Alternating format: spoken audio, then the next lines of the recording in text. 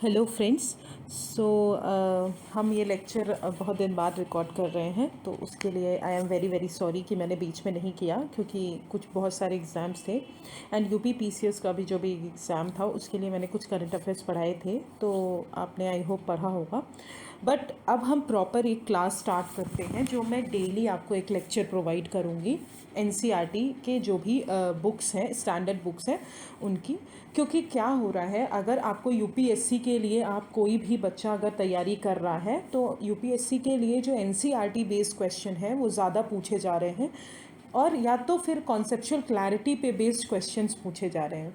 जैसे कि आपने यूपीएससी का जो इस बार एग्ज़ाम दिया होगा 2021 का, उसमें जो है ग्राउंड वाटर एंड वाटर से रिलेटेड एक क्वेश्चन पूछा था, तो वो क्लास 6 की एनसीईआरटी में प्रॉपर मेंशन्ड है।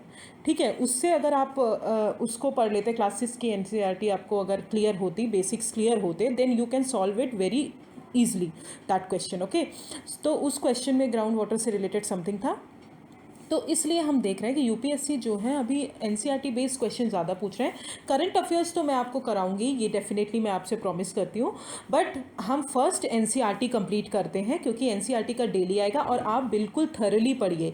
हर क्लास का एनसीईआरटी मैं कराऊंगी। अभी मैं ज्योग्राफी से स्टार्ट कर रही हूँ, then we start with polity का जो भी कौन सा है 11th-12th की एनसीईआरटी है, उसको मैं कॉन्स्टिट्यूशन की एनसीईआरटी आपको कराऊंगी, एंड देन फिर उसके बाद हिस्ट्री की भी मैं आपको कराऊंगी। तो सबसे पहले हम ज्योग्राफी स्टार्ट करते हैं। तो ज्योग्राफी हमारी आई थिंक 5 to 6 डेज़ में कंप्लीट हो जाएगी। 11th-12th की एनसीईआरटी में थोड़ा टाइम लग सकता है, इसलिए आप उसको थोड़ा उसमें आई थिंक उसमें 4-5 दिन लग सकता है, तो उसको भी आप ज़रूर देखिए। But let's start with class 6 की एनसीईआरटी, जो अर्थ आर हैबिटेट है, क्लास 6 की एनसीईआरटी है ज्योग्राफी की, वो हम पढ़ते हैं आज। तो ये मैं एक ही पूरा लेक्चर बनाऊंगी हर एनसीईआरटी का, मतलब एक चैप्टर, ऐसा नहीं है कि चैप्टर वाइज बनाऊंगी, एक ही पूरे लेक्चर में पूरा जो 6 का एनसीईआरटी है ज्योग्राफी का, वो मैं कंप्लीट कराऊंगी। ठीक है, तो ये आप ज़रूर देखिए, बहुत ही फ़ायदा होगा आपको इससे, एंड बहुत सारे कॉन्सेप्ट्स जो हैं आपके क्लियर होंगे। किसको इस्थमस बोलते हैं, किसको स्ट्रेट्स बोलते हैं, गल्फ किसको बोलते हैं, मेरिडियन क्या होते हैं, लॉन्गिट्यूड लैटिट्यूड्स क्या होते हैं, स्टैंडर्ड टाइम हम कैसे मेजर करते हैं, कैसे हमारा चीज़ें होती हैं, अर्थ का डिवीजन कैसे है। तो ये सब बहुत इंपॉर्टेंट पार्ट है, इसलिए मैं आपको ये स्टार्ट कर रही हूँ। और ये आप लोगों को ये मैं तभी सीरीज़ कंटिन्यू कर पाऊँगी जब आप मुझे फीडबैक प्रोवाइड करेंगे। ओके, तो फीडबैक में आप मुझे प्लीज़ एस्पिरेंट्स वाला जो चैनल है टेलीग्राम पे, उसको सब्सक्राइब, उसको आप ज्वाइन करिए, और हम उसमें जो भी आपको डाउट्स हैं, जो भी आपके प्रॉब्लम्स हैं, उनको आप उसमें डालिए, हम ज़रूर उसको रिजॉल्व करने की कोशिश करेंगे। And so now let's wait. तो फिर इससे पहले मैं आपको एक और चीज़ बताना चाहती हूँ कि ये पीडीएफ्स जो हैं, ये जो है, ये मैंने कुछ खुद के हैंड रिटन नोट्स हैं मेरे, तो मैं ये आपको डाल रही हूँ। अगर आपको ये वाले हैंड रिटन नोट्स अच्छे लगते हैं, इसमें से पढ़ाना अच्छा लगता है, तो मैं ये पढ़ाऊँगी आपको, या फिर आपको प्रॉपर एनसीईआरटी की बुक से पढ़ाना है, तो देन आप मुझे ये ज़रूर बता दीजिएगा, प्लीज़ कमेंट में कर दीजिएगा कि ये मैम आप इससे पढ़ा दीजिए या फिर उससे पढ़ा दीजिए, तो मैं उसी चीज़ को कंटिन्यू करूँगी। ओके, अगर आपको कोई भी प्रॉब्लम हो, आप मुझे ज़रूर उसमें टेलीग्राम चैनल में बताइए। Now so let's start with class 6 NCERT, the earth our habitat. ठीक है, तो क्लास 6 के एनसीईआरटी में these are the chapter. The first chapter is earth in the solar system, then globe, latitudes and longitude, motion of earth, maps, major domains of the earth, major landforms of the earth, our country India, India climate, vegetation and wild life. Okay, so now let's come to the first chapter, the earth in the solar system. तो आपने generally solar system देखा होगा, ठीक है, आपको पता होगा, ये तो आप बहुत छोटी छोटी क्लास में भी पढ़ते आते हैं। आजकल तो बच्चों को इवन और भी छोटी क्लास में ये पढ़ाया जाता है। तो जब भी कोई बच्चा ऊपर, मतलब अर्थ की मतलब एटमॉस्फेयर या क्लाउड्स या फिर पूरे आसमान की तरफ देखता है, तो उनको क्या दिखता है, बहुत सारे, क्या होता है, नाइट में जब हमारा रात हो जाती है, तो उस टाइम पे बहुत सारे स्टार्स जो हैं ट्विंकल करते हैं। ठीक है, बहुत सारे जो स्टार्स हैं वो कोई एक पूरा टाइप का कुछ फॉर्म करते हैं, मतलब एक ग्रुप ऑफ स्टार्स कुछ करके फॉर्म करते हैं। ठीक है, बहुत सारी चीज़ें, मून जो है हमारा रात में आता है, सन हमारा दिन में क्यों आता है, तो ये सब क्वेश्चंस जो हैं ये अराइज होते हैं माइंड में जब भी हम आसमान की तरफ देखते हैं। अब हम देखते हैं कि ये इतने ब्राइट भी कैसे होते हैं। ठीक है, स्टार्स जो हैं इतने ट्विंकल कैसे करते हैं, इतने ब्राइट कैसे होते हैं, ये डिफरेंट पोजीशंस पे डिफरेंट टाइप के शेप्स भी बनाते हैं। ठीक है। तो these are the some questions which are arise in our mind. So हम देखते हैं कि पूर्णिमा भी होती है, ठीक है, पूर्णिमा का चांद होता है, न्यू मून अमावस्या भी होता है। तो आपको पता होगा पूर्णिमा को फुल मून बोलते हैं और अमावस्या को न्यू मून बोलते हैं। ये मैंने बहुत अच्छे से एनसीईआरटी जो हमारा पीटी 365 का आया था उसमें मैंने न्यू मून फुल मून पढ़ाया था। जब भी मैंने टोटल सोलर इक्लिप्स पढ़ाया था उस टाइम पे मैंने ये बहुत अच्छे से पढ़ाया था। तो ये अभी क्लास 6 की एनसीईआरटी है, इसलिए इतना डिटेल में नहीं दिया, तो मैं उसी हिसाब से चलूँगी। धीरे धीरे आपका कॉन्सेप्ट बिल्डअप होगा। ओके, एंड मैं आपको टॉपिक ज़रूर लिंक करवाती चलूँगी। तो आप इतना ध्यान रखें कि आपको ये चैप्टर समझ में आ रहा है या नहीं आ रहा है, इसका समरी क्या हो सकता है। तो आपको मैं वो समरी भी एक मतलब एक 5 सेकंड की जो समरी होती है उसको भी मैं आपको इसी के अंदर बता दूंगी। तो फिर शुरू करते हैं। तो सबसे पहला जो टॉपिक है the earth in the solar system, celestial bodies. ठीक है, तो सेलेस्टियल बॉडीज़ होती क्या है। तो सबसे पहला वाटर कॉल्ड सेलेस्टियल बॉडीज़, तो आपको ये पता होना चाहिए। तो सन जो होता है, जो मून होता है, और वो ऑब्जेक्ट जो नाइट, जो रात को हमारे चमकते हैं स्काई में, उसको बोलते हैं सेलेस्टियल बॉडीज़। तो सारी चीज़ों को इंक्लूड करके हमारा क्या बनता है, सेलेस्टियल बॉडीज़ बनता है। द सन, मून और जो भी शाइन करते हैं हमारे नाइट स्काई में उसको बोलते हैं सेलेस्टियल बॉडीज़। अब फीचर्स क्या होते हैं सेलेस्टियल बॉडीज़ के। तो कुछ सेलेस्टियल बॉडीज़ जो होती हैं हॉट होती हैं, फॉर एग्जाम्पल सन। कुछ सेलेस्टियल बॉडीज़ बिग होती हैं, फॉर एग्जांपल सन। एंड कुछ के खुद के लाइट भी होते हैं, खुद की हीट भी होती है, जो बहुत ज़्यादा अमाउंट में एमिट करते हैं। एमिट मतलब बाहर फेंकते हैं, तो उसी के कारण जो है पूरे संसार में लाइट पड़ती है। तो उसको हम बोलते हैं, ये जो है कुछ कुछ फीचर्स हैं सेलेस्टियल बॉडीज़ के। और उन्हीं सेलेस्टियल बॉडीज़ को क्या बोला जाता है, स्टार्स बोला जाता है। ठीक है, तो याद रखिए जो सेलेस्टियल बॉडीज़ हॉट होती हैं, बिग होती हैं, और जो खुद की उनकी लाइट होती है और खुद का हीट होता है, उन्हीं को स्टार्स बोलते हैं। और सन जो है हमारा वो एक टाइप का स्टार ही है। ठीक है, तो सन क्या है, हमारा स्टार है। ओके, इतना समझ में आया। फिर आते हैं, बट हम देखते हैं कि स्टार्स जो हैं हमारा इतना ज़्यादा अगर उनमें हीट होती है, बट फिर भी हम उनको हीट हमको उनकी हीट महसूस क्यों नहीं होती। एज अ पर्सन अगर हम नीचे खड़े हैं, मतलब अर्थ पे खड़े हैं, अर्थ के सरफेस पे, और ऊपर हमारे स्टार्स हैं, उनमें भी हीट इतनी ज़्यादा होती है, तो हमको वो हीट जो है महसूस क्यों नहीं होती, और वो इतने छोटे क्यों दिखते हैं वो इतने। तो इसका आंसर है कि वो बहुत दूर होते हैं हमसे, मतलब उनकी जो हमारी डिस्टेंस होती है स्टार्स और हमारे बीच, वो बहुत ज़्यादा होती है, इसलिए वो हमको स्मॉलर दिखते हैं, और इसलिए उनकी हीट हमको ज़्यादा इतने डिस्टेंस से फील नहीं हो पाती है। फॉर एग्जाम्पल एरोप्लेन, ठीक है।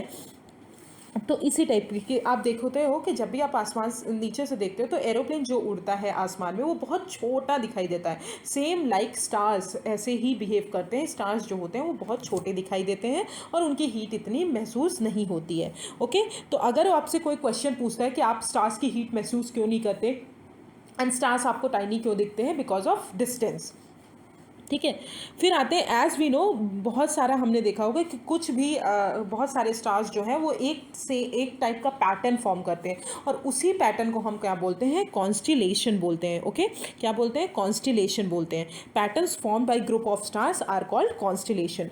फॉर एग्जाम्पल अगर बात करें तो उर्सा मेजर और बिग बियर और सप्तदर्शी, ये these are the group of stars जो एक पैटर्न फॉर्म करते हैं, इनको कॉन्स्टिलेशन बोलते हैं। और सप्तदर्शी जो होता है वो 7 स्टार्स से मिलकर बना होता है, 7 स्टार्स का ग्रुप होता है, इसीलिए उसको सप्तदर्शी नाम दिया गया है। This is called constellation. Now let's come to use of stars in earlier times. तो अर्लियर टाइम्स में स्टार्स का क्या यूज़ होता था। तो स्टार्स का जो था अर्लियर टाइम्स में ये यूज़ करते थे कि जो भी हमारा स्टार्स होता था, ठीक है, डायरेक्शन पता करने के लिए हम स्टार्स का यूज़ करते थे। पहले क्या होता था, नॉर्थ साउथ ईस्ट वेस्ट इतना डायरेक्शन अपन को नॉलेज नहीं था, तो हम जो है एक स्टार्स को देखकर, मतलब फॉर एग्जांपल स्टार्स जो नॉर्थ स्टार होता था उसको एज अ नॉर्थ पोल हम कंसीडर करके, नॉर्थ डायरेक्शन कंसीडर करके डायरेक्शन पता करते थे। ठीक है, और नॉर्थ स्टार को ही क्या बोला जाता है, हमारा पोल स्टार बोला जाता है। तो आप याद कर लीजिए, नॉर्थ स्टार को क्या बोला जाता है, पोल स्टार बोला जाता है। क्योंकि क्या होता है कि ऐसे, अब आप मुझसे क्वेश्चन पूछेंगे कि अगर हम नॉर्थ स्टार को देखते हैं तो नॉर्थ स्टार मतलब स्टार्स जो है हम उससे कैसे नॉर्थ डायरेक्शन पता कर सकते हैं, क्योंकि जो नॉर्थ स्टार होता है वो हमेशा एक सेम पोजीशन पे स्काई पे रहता है, याद रखिए हमेशा वो सेम पोजीशन पे स्काई पे रहता है, इसलिए हम उसको नॉर्थ स्टार बोलते हैं। और उसी को देखकर हम नॉर्थ डायरेक्शन का पता लगाते हैं। जब हमको नॉर्थ डायरेक्शन पता लग जाएगा तो हमको ईस्ट वेस्ट साउथ जो है वो भी पता लग जाएगा। ठीक है, तो ये हो गया use of stars in earlier times. अब आते हैं कुछ सेलेस्टियल बॉडीज़ जो हैं उनके हीट और लाइट नहीं होते। अभी मैंने बताया कि कुछ सेलेस्टियल बॉडीज़ हॉट होते हैं, बड़े होते हैं और उनका खुद का हीट और लाइट होता है, फॉर एग्जांपल स्टार्स। बट कुछ सेलेस्टियल बॉडीज़ जो हैं हमारे यूनिवर्स में ऐसी भी होती हैं ना ही जिनका ना तो हीट होती है ना ही लाइट होता है। बिकॉज वो क्यों नहीं होता, क्योंकि उनकी जो लाइट है, जो सन स्टार्स की लाइट है, ठीक है, they are lit by the light of the stars. ठीक है, जो भी लाइट है स्टार्स की उनसे वो लिट हो जाते हैं। सच बॉडीज़ को हम क्या बोलते हैं, प्लैनेट्स। ओके, उन बॉडीज़ को हम क्या बोलते हैं, प्लैनेट्स बोलते हैं। जिनका खुद का लाइट और हीट नहीं होती उनको हम प्लैनेट्स बोलते हैं। और वो जो है लाइट और हीट जो है किससे रिसीव करते हैं, हमारे दूसरे स्टार से रिसीव करते हैं, फॉर एग्जाम्पल सन। ठीक है, फिर आते हैं, अगर हम बात करें तो these planets are all its heat light from the sun. ठीक है, जो सारी जो चीज़ें हैं वो सन से गेट करते हैं, which is a nearest star. Now let's come to solar system. Solar system जो है वो बहुत सारी चीज़ों से मिलके बने हैं, आर फॉर्म्ड बाई, किससे किससे मिलके बने, सन, जो हमारे 8 प्लैनेट्स हैं उनसे, सैटेलाइट से, और कुछ अदर सेलेस्टियल बॉडीज़ होती हैं, एस्टेरॉइड्स एंड मीटरॉइड्स, उनसे मिलकर बना है हमारा पूरा solar system. Now let's come to solar system में पहले आते हैं सन के पास। सन जो है वो सेंटर है हमारे सोलर सिस्टम का। आपको सन जो है हमारे कहाँ पे है, सेंटर में है सोलर सिस्टम के। ये बहुत बड़ा होता है और बहुत ही हॉट गैसेस से मिलके बना होता है। ये जो है सारे जो हमारे प्लैनेट्स हैं, जो 8 प्लैनेट्स हैं, Mercury, Venus, Earth, Mars, Jupiter, Saturn, Uranus, Neptune, इन सबको क्या करता है, इन सबको सन जो है बाइंड करके रखता है अपने पुलिंग फोर्स के कारण। खुद के जो सन का ग्रेविटेशनल फोर्स है उनसे जो है सारे प्लैनेट बाइंड हो जाते हैं। ठीक है, इसीलिए वो प्लैनेट जो हैं एक इलेप्टिकल पाथ में रिमूव करते हैं और वो कहीं और नहीं जाते। और ये सन जो है हमारा अल्टीमेट सोर्स है एनर्जी का, हीट का, लाइट का। बट इतनी ज़्यादा एनर्जी जो है हमको फील नहीं होती। तो मैंने वही बताया, क्योंकि डिस्टेंस ज़्यादा होता है इसलिए इतनी एनर्जी फील नहीं होती। बिकॉज सन जो है 150 मिलियन किलोमीटर जो है अवे है अर्थ के सरफेस से। ठीक है, अर्थ से कितना दूर है सन, 150 किलोमीटर अवे है। ठीक है, दूर है, तो दिस इज़ कॉल्ड सन। तो आई होप आपको सन का क्लियर हो गया होगा। Now let's come to planet. तो Mercury, Venus, Earth, Mars, Jupiter, Saturn, Uranus, Neptune. तो मरकरी जो है एक न्यूमोनिक्स है जो एनसीईआरटी में भी गिवन था, तो उसी को मैं बता रही हूँ। My very efficient mother just served us nuts, this is the mnemonics. और वीनस को हम क्या बोलते हैं, अर्थ ट्विन भी बोलते हैं। ठीक है, अर्थ ट्विन क्यों बोलते हैं, क्योंकि ये मैंने आपको जो हमारी PT 365 आई थी उसमें भी पढ़ाया है। तो अर्थ ट्विन इसलिए बोलते हैं क्योंकि वीनस का बहुत सारे फीचर्स जो हैं अर्थ की तरह ही होते हैं, इसलिए वीनस को अर्थ का ट्विन बोलते हैं। फिर आते हैं 8 प्लैनेट्स जो हैं ये फिक्स्ड पाथ में मूव करते हैं, और जो जिस फिक्स्ड पाथ में मूव करते हैं उसको हम क्या बोलते हैं, ऑर्बिट्स बोलते हैं। ओके, क्या बोलते हैं, ऑर्बिट्स बोलते हैं। फिर पहले अर्लियर अगर देखा जाए तो पहले 9 प्लैनेट्स थे। आई होप आपको पता होगा, प्लूटो भी एक टाइप का प्लैनेट था, बट 2006 के बाद उन्होंने प्लूटो को हटा दिया वहाँ से और उसको ड्वार्फ प्लैनेट बना दिया। बिकॉज उसकी जो कुछ प्रॉपर्टीज़ थी वो ड्वार्फ प्लैनेट की तरह थी। ड्वार्फ प्लैनेट क्या होते हैं, ड्वार्फ प्लैनेट वो सेलेस्टियल बॉडीज़ होते हैं जो सन को ऑर्बिट करते हैं, जिनका मास तो बहुत ज़्यादा होता है बट वो अपने नेबरहुड को क्लियर नहीं कर पाते, और वो खुद किसी के मून नहीं होते, सैटेलाइट नहीं होते। ठीक है, तो ये हो गया हमारा ड्वार्फ प्लैनेट। अगर हम बात करी जाए तो ये ड्वार्फ प्लैनेट वाला जो टॉपिक है ये भी मैंने आपको PT 365 में पढ़ाया है। तो ड्वार्फ प्लैनेट क्या होते हैं, 3-4 प्रॉपर्टीज़ होती हैं। ऑर्बिट, सन को ऑर्बिट करने चाहिए, उनका खुद का मास होना चाहिए, एनफ मास होना चाहिए, नेबरहुड को क्लियर नहीं करें, उनका पाथ को क्लियर नहीं करेंगे, और वो खुद किसी के मून नहीं होने चाहिए। तो this are the 4 important features of dwarf planet. Okay, now let's come to 5 recognised dwarf planets जो हैं हमारे पूरे उसमें, Ceres, Pluto, Eris, Makemake and Haumea. ठीक है, these are the 5 recognised dwarf planet. तो ये कुछ करंट अफेयर्स का टॉपिक है जो मैंने ऐड कर दिया यहाँ। तो 6th क्लास की NCERT में मैंने कुछ ऐड कर दिया, तो ये आपको ज़रूर पता होना चाहिए, तो दैट्स वाई मैंने ऐड कर दिया कि कुछ एक्स्ट्रा इन्फॉर्मेशन भी। ओके, तो 5 रिकग्नाइज्ड ड्वार्फ प्लैनेट है। पहला है Ceres, then Pluto, then Eris, Makemake and Haumea. These are the 5 recognised dwarf planet. Now let's come to this is the thing which this is the diagram जो मैंने NCERT से ही add किया है। Okay, तो ये एक डायग्राम आप एक बार ज़रूर देख लीजिएगा। जैसे कि मरकरी का ऑर्बिट जो है अराउंड द सन 88 डेज में लेते हैं, वन स्पिन खुद के एक्सिस में जो है 59 डेज में लेते हैं। तो ये जो है आप ज़रूर पढ़ लीजिएगा। और मैं आपको एक चीज़ इसमें मैंने ऐड नहीं किया, वो आप ज़रूर ऐड कर लीजिए कि मरकरी, वीनस, अर्थ, मार्स जो होते हैं, दीज आर द हमारे जो टेरेस्ट्रियल प्लैनेट होते हैं, और जुपिटर, सैटर्न, यूरेनस, नेपट्यून जो होते हैं हमारे गैसियस प्लैनेट होते हैं। ओके, तो this is the important point जो कि ऐड कर लीजिएगा ज़रूर। Now let's come to the Earth. Earth जो है हमारा थर्ड नियरेस्ट प्लैनेट है, ठीक है। मरकरी, वीनस, अर्थ। अर्थ जो है हमारा थर्ड नियरेस्ट प्लैनेट है सन के, ठीक है। अगर साइज़ की बात की जाए तो वो फिफ्थ लार्जेस्ट प्लैनेट है। ये जो है अर्थ का शेप जो है वो जियोइड शेप का है, क्योंकि वो पोल्स पे जो है वो फ्लैटेंड है, और जो हमारा सेंटर पे जो है बल्ज टाइप का है। तो हम जनरली अर्थ को स्फेरिकल शेप का बोलते हैं, बट अगर बात की जाए प्रॉपर शेप की तो वो अर्थ जो है हमारा जियोइड शेप का है। ये ना ही बहुत ज़्यादा गर्म होता है ना ही कोल्ड होता है, लाइफ इसलिए यहाँ पे पॉसिबल होती है।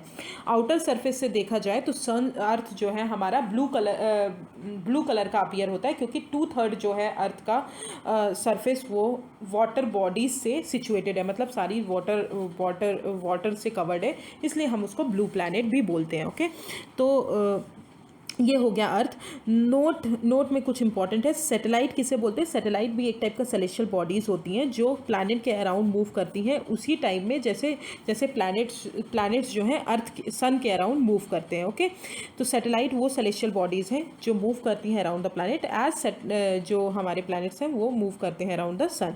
ह्यूमन मेड सैटेलाइट क्या होते हैं? ऑब्वियसली ह्यूमन मेड है तो आर्टिफिशियल सैटेलाइट्स होंगे जो कि साइंटिस्ट डिज़ाइन करते हैं to gather information about the universe. Okay, now let's come to the moon. Moon क्या है? ये हमारा सैटेलाइट है, किसका? अर्थ का सैटेलाइट है। ओके, तो ये जो है ओनली सैटेलाइट है अर्थ का। इसका डायमीटर जो होता है 1/4 ऑफ द अर्थ है। ये बहुत बिग अपीयर होता है बिकॉज ये हमारे प्लैनेट के पास होता है, मतलब अर्थ के थोड़ा डिस्टेंस जो है उसका कम होता है अर्थ से, इसलिए हमको बहुत ज़्यादा बड़ा दिखता है।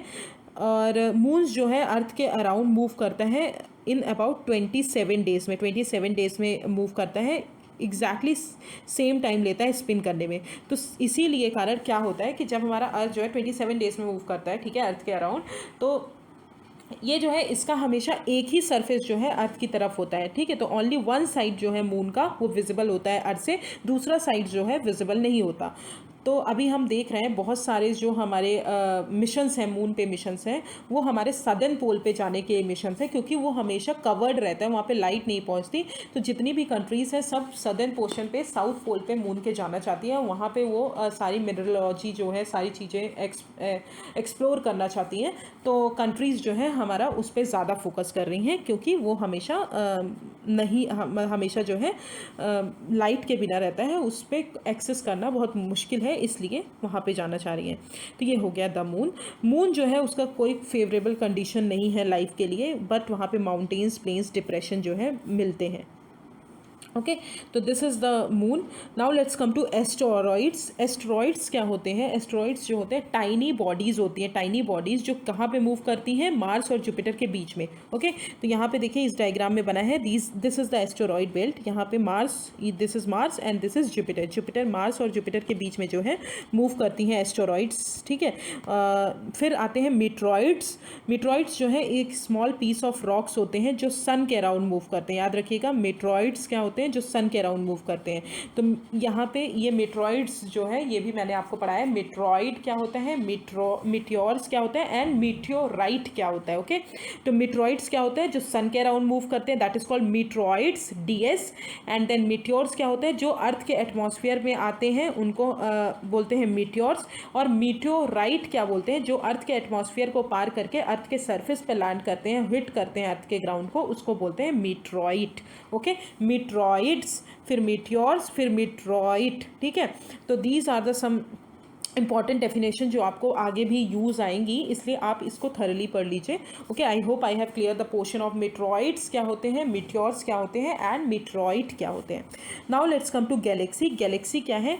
बहुत सारे बिलियंस ऑफ स्टार्स जो हैं क्लाउड डस्ट है, जो क्लाउड और गैसेस हैं, उन सबको मिला के जो बनता है वो हमारी गैलेक्सीज होती है। और गैलेक्सीज को जो पूरा मिला के बनता है दैट इज़ कॉल्ड यूनिवर्स। ठीक है, तो यहाँ पे ये देखिए अर्थ है, अर्थ हमारा सोलर सिस्टम का पार्ट है, हमारा सोलर सिस्टम जो है मिल्की वे गैलेक्सी का पार्ट है, एंड मिल्की वे गैलेक्सी जो है हमारे पूरे यूनिवर्स का पार्ट है। तो this is the end of first chapter. I hope I have clear the point.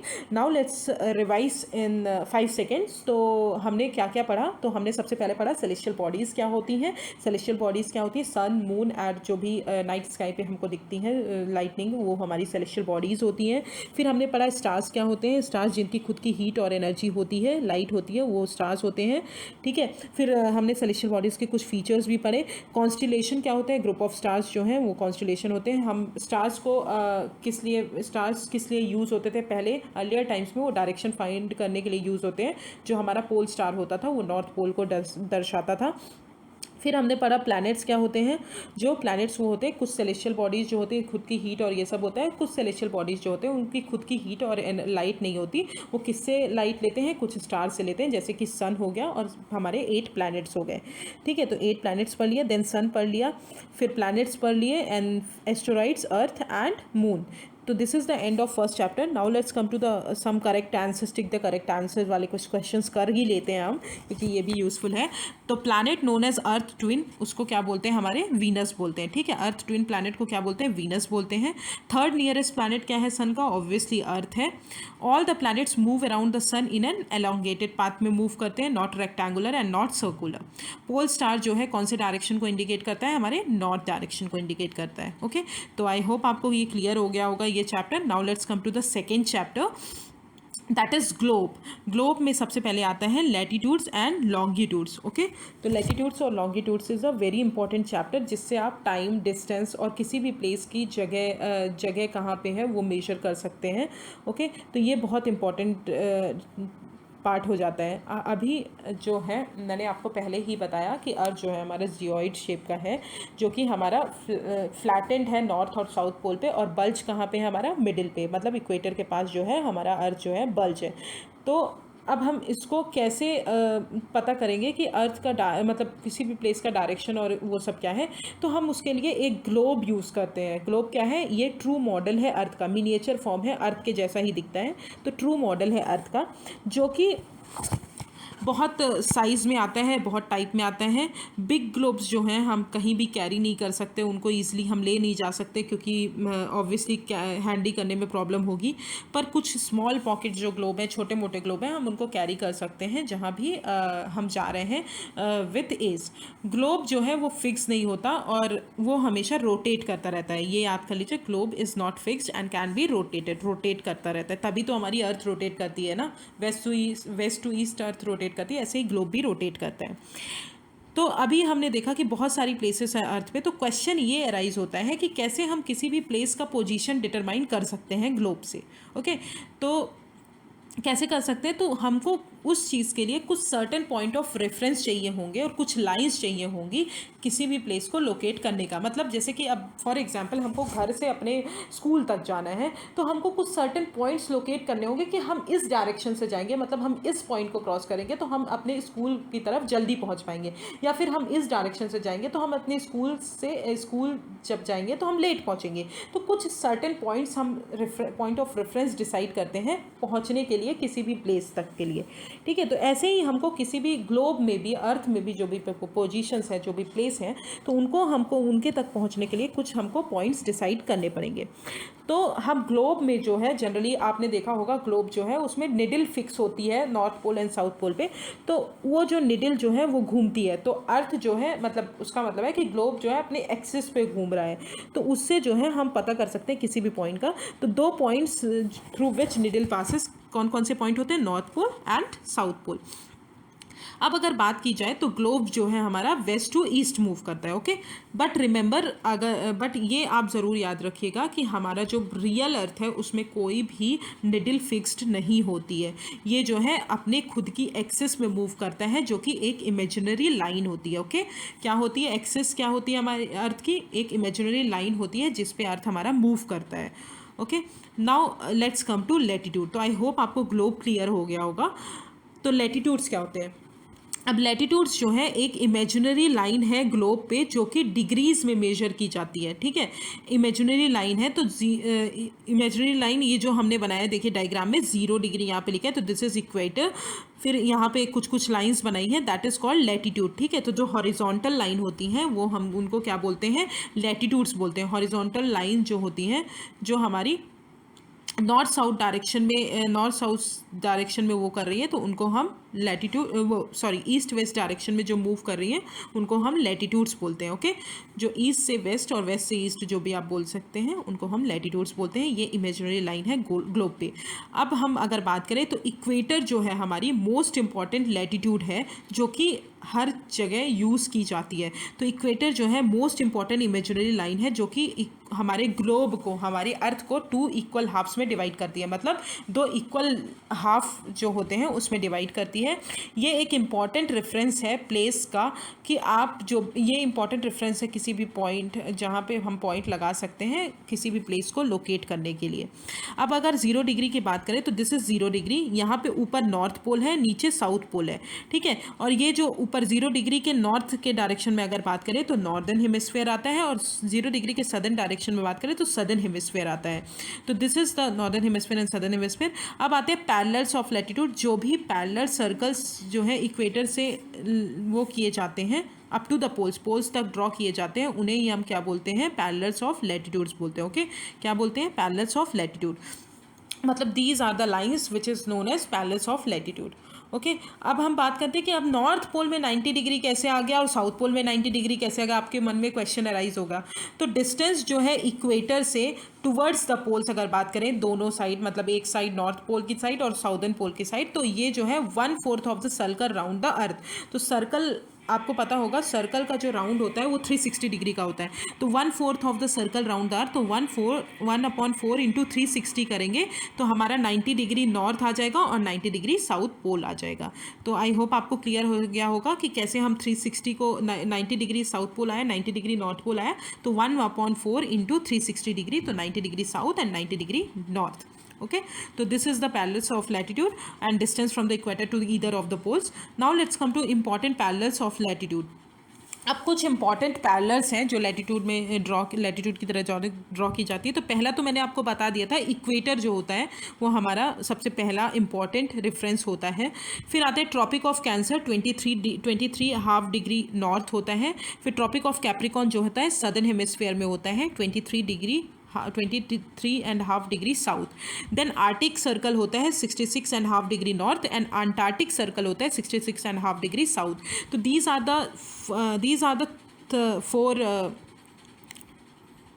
the 5 latitudes which are very important in every aspect. Actually आप जब भी पढ़ेंगे, जब भी आगे के चैप्टर्स भी पढ़ेंगे, आगे की भी NCERT पढ़ाऊंगी, तो यही 5 जो है हमारे सबसे ज़्यादा यूज़ होने वाले लैटिट्यूड्स हैं, इसलिए आप ये बहुत अच्छे से याद कर लीजिए। इक्वेटर जो है 0 डिग्री, ट्रॉपिक ऑफ कैंसर जो है 23.5 degree north and Tropic of Capricorn 23.5 degree south. फिर Arctic Circle 66.5 degree north and Antarctic Circle 66.5 degree south. उसके बाद North pole and Southern Pole. अब आते हैं सबसे ज़्यादा इक्वेटर की अगर बात करें तो इक्वेटर से जो ट्रॉपिक ऑफ कैंसर और ट्रॉपिक ऑफ कैप्रिकॉन होता है, तो ये याद कर लीजिए कि सन जो है वो हमारा ट्रॉपिक ऑफ कैप्रिकॉन से ट्रॉपिक ऑफ कैंसर तक ही मूव करता है, उसके बियॉन्ड जो है सन कभी भी नहीं जाता है। तो ये बहुत अच्छे से याद कर लीजिए कि सन जो है ट्रॉपिक ऑफ कैंसर से ट्रॉपिक ऑफ कैप्रिकॉन के बीच में ही रहता है, उसके बियॉन्ड नहीं जाता है। अगर हम इक्वेटर से ट्रॉपिक ऑफ कैंसर और कैप्रिकॉन की बात करें तो उस जोन को हम क्या बोलते हैं, टॉरिड जोन बोलते हैं, ओके। क्या बोलते हैं, टॉरिड जोन।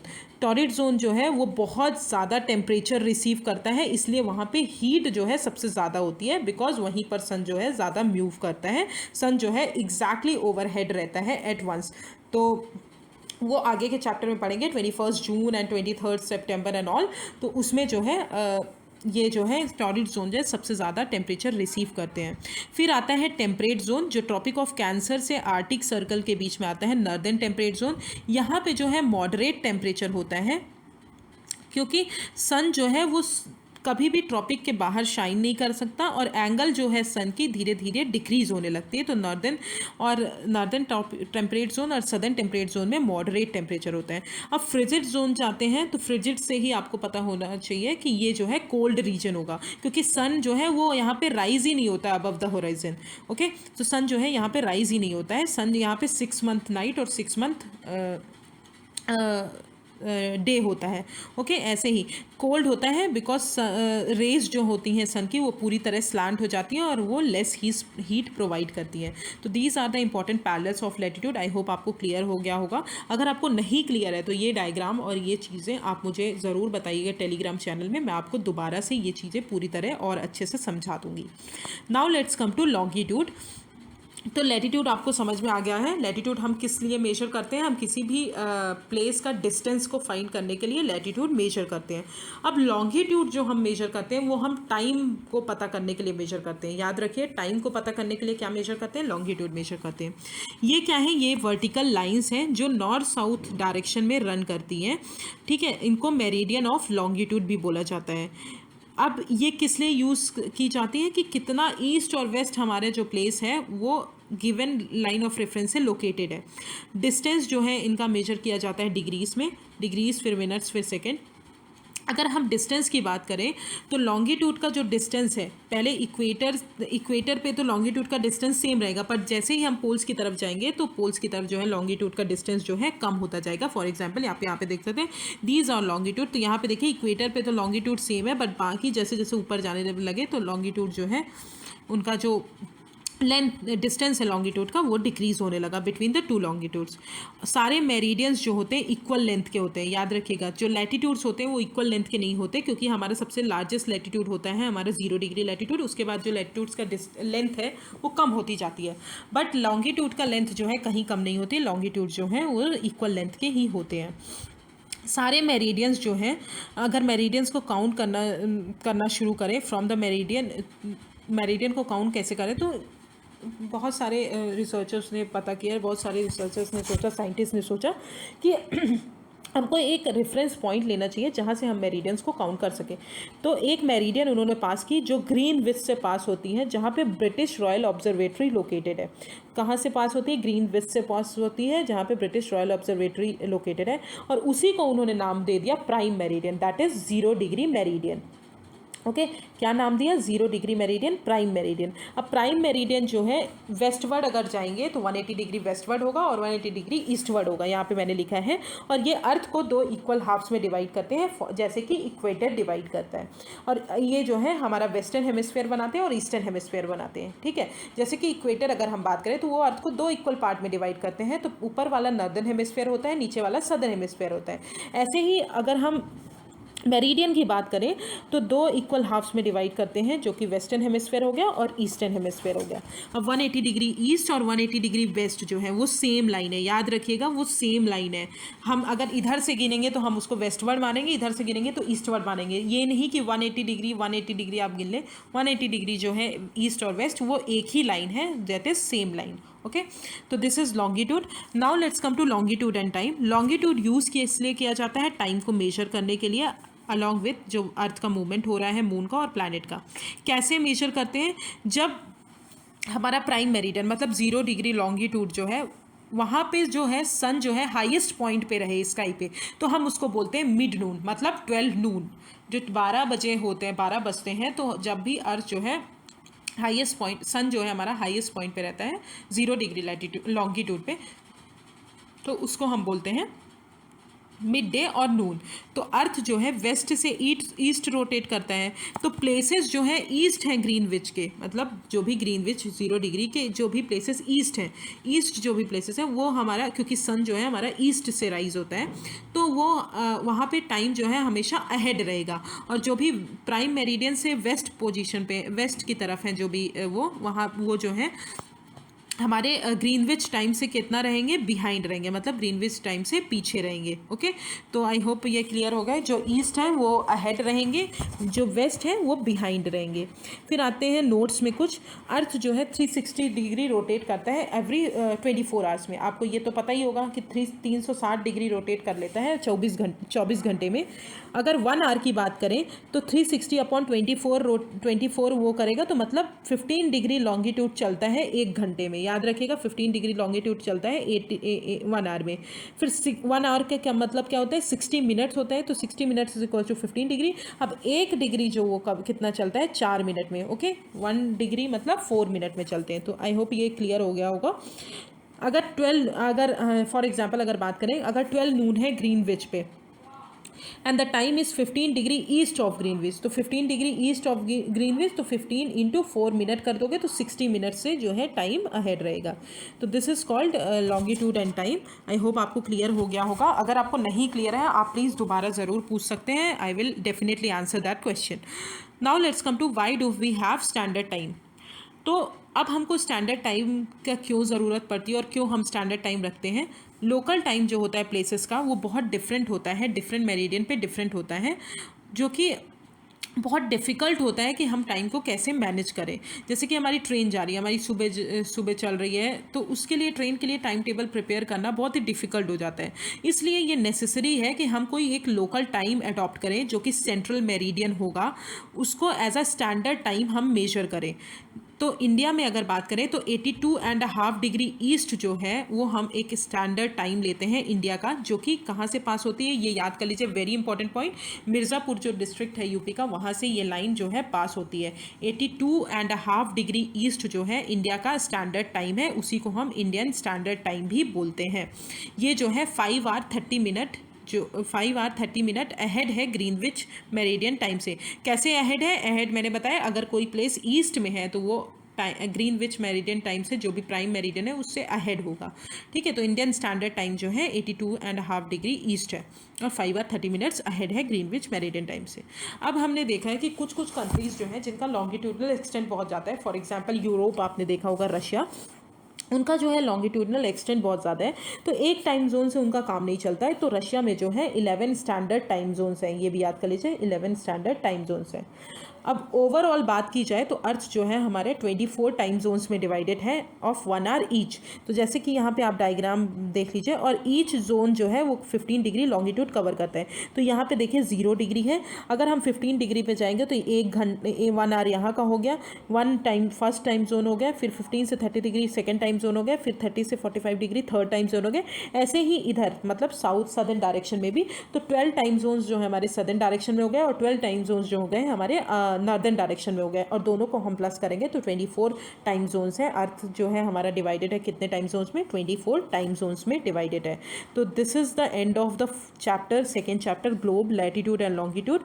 तो लेट्स उसको थोड़ा सा एक बार देखते हैं। तो लैटिट्यूड्स जो होते हैं, हमारे लैटिट्यूड्स जो होते हैं वो हमारे ईस्ट वेस्ट डायरेक्शन में मूव करते हैं, और हमारा 0 डिग्री लैटिट्यूड होता है वो सबसे लॉन्गेस्ट लैटिट्यूड होता है। उसके बाद जब जैसे ही पोल्स की तरफ जाएंगे तो लैटिट्यूड, हमारे जो लेंथ है लैटिट्यूड की, वो डिक्रीज होती जाएगी, but distance between the latitudes जो होते हैं वो सेम होता है। ओके, फिर आते हैं, इनको पैरेलल्स बोलते हैं, पैरेलल्स ऑफ लैटिट्यूड्स बोलते हैं। इसमें जो मोस्ट इंपॉर्टेंट लैटिट्यूड्स हैं वो tropic of cancer, Capricorn, arctic and Antarctic circle. फिर आते हैं लॉन्गिट्यूड। लॉन्गिट्यूड हमको टाइम मेजर करने के लिए बहुत इंपॉर्टेंट होता है। जो भी मोस्ट इंपॉर्टेंट जो हमारी लॉन्गिट्यूड है वो प्राइम मेरिडियन है, जो कि 0 डिग्री लॉन्गिट्यूड है। लॉन्गिट्यूड का डिस्टेंस जो होता है, जैसे ही हम इक्वेटर से पोल्स की तरफ जाएंगे वो धीरे धीरे डिक्रीज होता जाएगा, और लॉन्गिट्यूड की लेंथ जो होती है वो सेम होती है हर जगह। ओके, तो और फिर ग्रीनविच मेरिडियन टाइम जो होता है, ग्रीनविच वो होता है, उसके जो ईस्ट ऑफ प्लेसेस हैं वहाँ पे अहेड होगा टाइम, और जो उसके वेस्ट में है उनमें टाइम बिहाइंड होगा। ओके, तो so this is the and, and हम अर्थ जो है 24 टाइम जोन्स में हमारा डिवाइडेड है। Now let's come to motion of the Earth. Okay, तो this is the end of chapter. तो मोशन ऑफ अर्थ में आते हैं, आई होप आपको क्लियर हो गया होगा। तो थर्ड चैप्टर में आते हैं। तो मोशन ऑफ अर्थ अगर बात की जाए तो हम देखते हैं कि अर्थ जो है हमारा मूव करता है। अर्थ में जो है हमारे दो टाइप के मोशन होते हैं। पहले तो मैंने आपको बताया था कि अर्थ जो है अपने एक्सिस में तो रिवॉल्व करता है, तो दैट इज़ कॉल्ड रोटेशन, ठीक है, रोटेशन जो है। और दूसरा मोशन जो होता है अर्थ का, दैट इज़ रिवॉल्यूशन। ओके, तो रोटेशन और रिवॉल्यूशन। रोटेशन क्या होता है, जब अर्थ जो है अपनी खुद की एक्सिस में मूव करता है, दैट इज़ कॉल्ड रोटेशन। और रिवॉल्यूशन क्या होता है, जब अर्थ जो है वो सन के अराउंड मूव करता है फिक्स्ड पाथ में, फिक्स्ड ऑर्बिट में, उसको हम रिवॉल्यूशन बोलते हैं। रिवॉल्व करता है सन के आजू बाजू, तो उसको हम रिवॉल्यूशन बोलते हैं। ओके, अगर हम बात करें तो यहाँ पे देख लीजिए, अर्थ जो है ये this is north pole, this is south pole and this is equator. और ये जो लाइन है, जो हमारी मोटी ब्लैक कलर की लाइन है, दैट इज़ ऑर्बिटल प्लेन। याद रखिएगा क्या है, ऑर्बिटल प्लेन है। ओके, तो this is the line called orbital plane, ये आप ज़रूर याद कर लीजिएगा। एंड ये इक्वेटर हो गया। तो जो हमारा ये ऑर्बिटल प्लेन है, यहाँ पे लिख लीजिए ऑर्बिटल प्लेन, ठीक है, ऑर्बिटल प्लेन। ओके, सो ये जो इक्वेटर वाली लाइन है,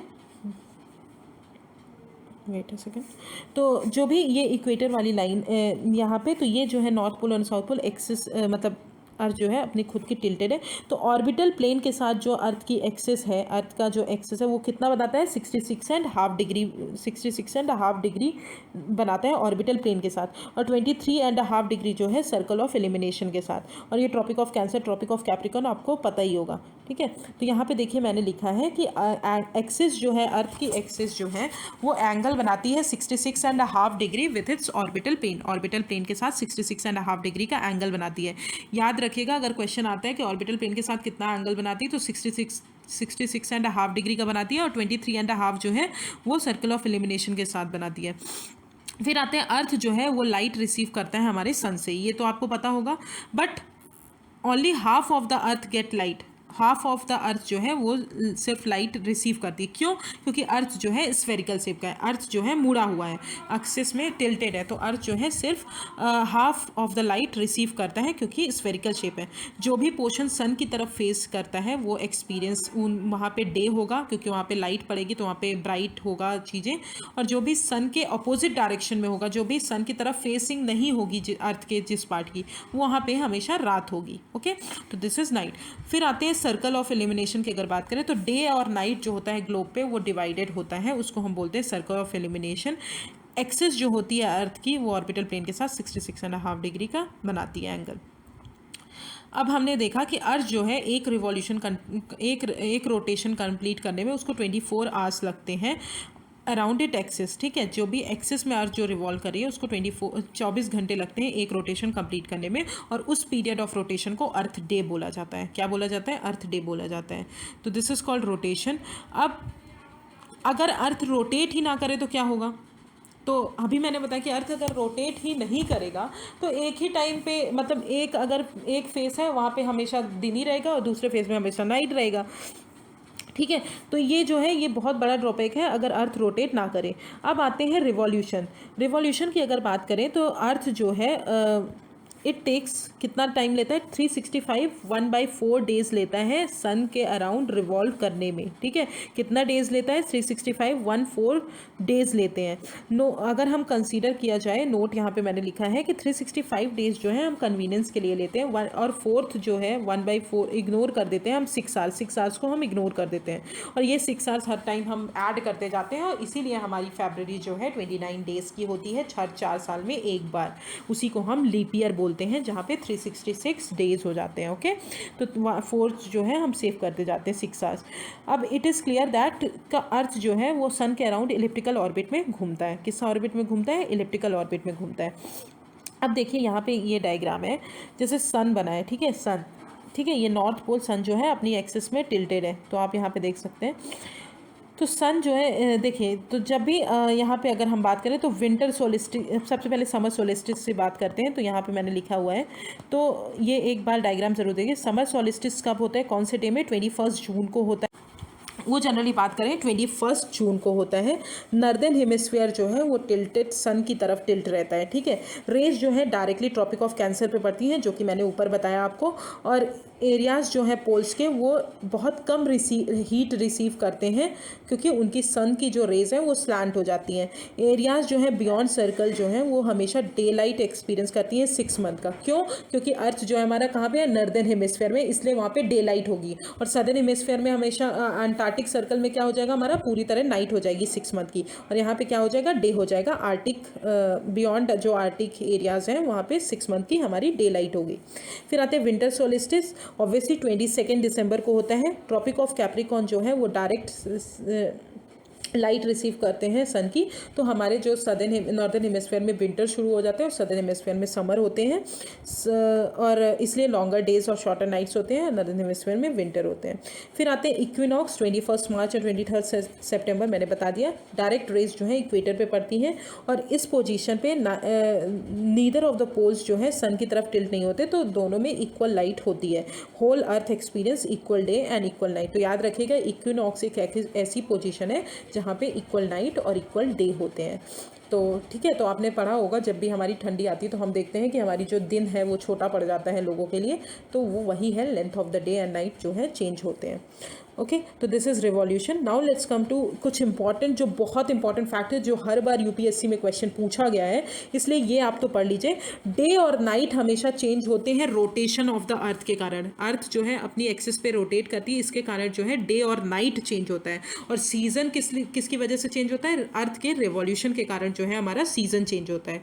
ठीक है, तो ये आप ज़रूर याद कर लीजिए, वेरी इंपॉर्टेंट फैक्ट। डे और नाइट हमेशा रोटेशन से चेंज होता है, अर्थ जो अपनी एक्सिस पे रोटेट करता है उसके कारण, और सीजन जो है हमारा रिवॉल्यूशन जो है अर्थ का उससे चेंज होता है। ओके, तो this is the end of 3rd chapter. Now let's come to some tick the correct word. Movement जो है अर्थ का around the sun is known as what, sun के अराउंड जो भी मूवमेंट कर रहा है उसको हम रिवॉल्यूशन बोलते हैं, और रोटेशन किसको बोलते हैं, जो एक्सिस में, खुद की एक्सिस में रोटेट कर रहा है उसको रोटेशन बोलते हैं।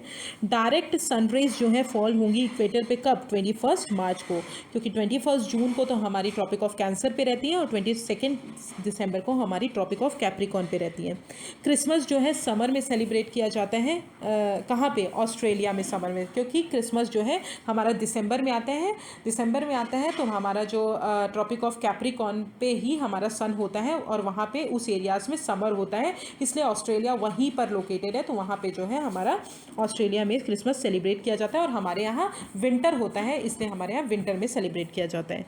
फिर साइकिल ऑफ सीजन्स की अगर बात करें तो साइकिल ऑफ सीजन्स किससे कॉज होते हैं, रिवॉल्यूशन से। अभी हमने बताया कि सीजन जो है हमारे रिवॉल्यूशन से कॉज होते हैं, एंड रोटेशन से डे और नाइट जो है वो कॉज होता है। तो this is the end of 3rd chapter. Now let's come to the map. ये मैं थोड़ा सा आपको जल्दी से पढ़ाऊँगी क्योंकि ये इतना इंपॉर्टेंट चैप्टर नहीं है, इसलिए एक बार आपको थोड़ा ऐसे ही जल्दी मैं पढ़ा दे रही हूँ। मैप्स क्या होते हैं, ये रिप्रेजेंटेशन, ऑब्वियसली मैप हमको किस लिए ज़रूरत पड़ती है, मैप किस लिए देखते हैं, किसी भी प्लेस को देखने के लिए कि ये प्लेस जो है यहाँ पे लोकेटेड है। ठीक है, ये रिप्रेजेंटेशन है, ड्राइंग है अर्थ सरफेस का, जो कि हम किसी फ्लैट सरफेस पे करते हैं। ये स्केल पे नहीं होते, अकॉर्डिंग टू द स्केल, ठीक है, स्केल के अकॉर्डिंग जो है हम इसको करते हैं। मैप जो है ऑब्वियसली फैक्ट्स को यूज़ करने के लिए, बिग बुक्स को, नेविगेशन वगैरह को यूज़ करने के लिए हम बनाते हैं। मैप जो है हमको बहुत इंफॉर्मेशन प्रोवाइड करता है in comparison to the globe, क्योंकि मैप जो है हमारा हमेशा स्केल पे होता है, इसलिए वो बहुत इंफॉर्मेशन प्रोवाइड कर सकता है। अब different types of map, physical map such as mountain plateaus हम उसमें बनाते हैं। पॉलिटिकल मैप में सिटीज़ हो गए, टाउन्स हो गए। थीमेटिक मैप में रोड और रेलवेज और ये सब हो गए। अब आते हैं कंपोनेंट्स ऑफ मैप। तो डिस्टेंस, डायरेक्शन और symbols, these are the 3 components of map होते हैं। ठीक है, कंपोनेंट्स ऑफ मैप कौन से होते हैं, डिस्टेंस, डायरेक्शन और सिंबल।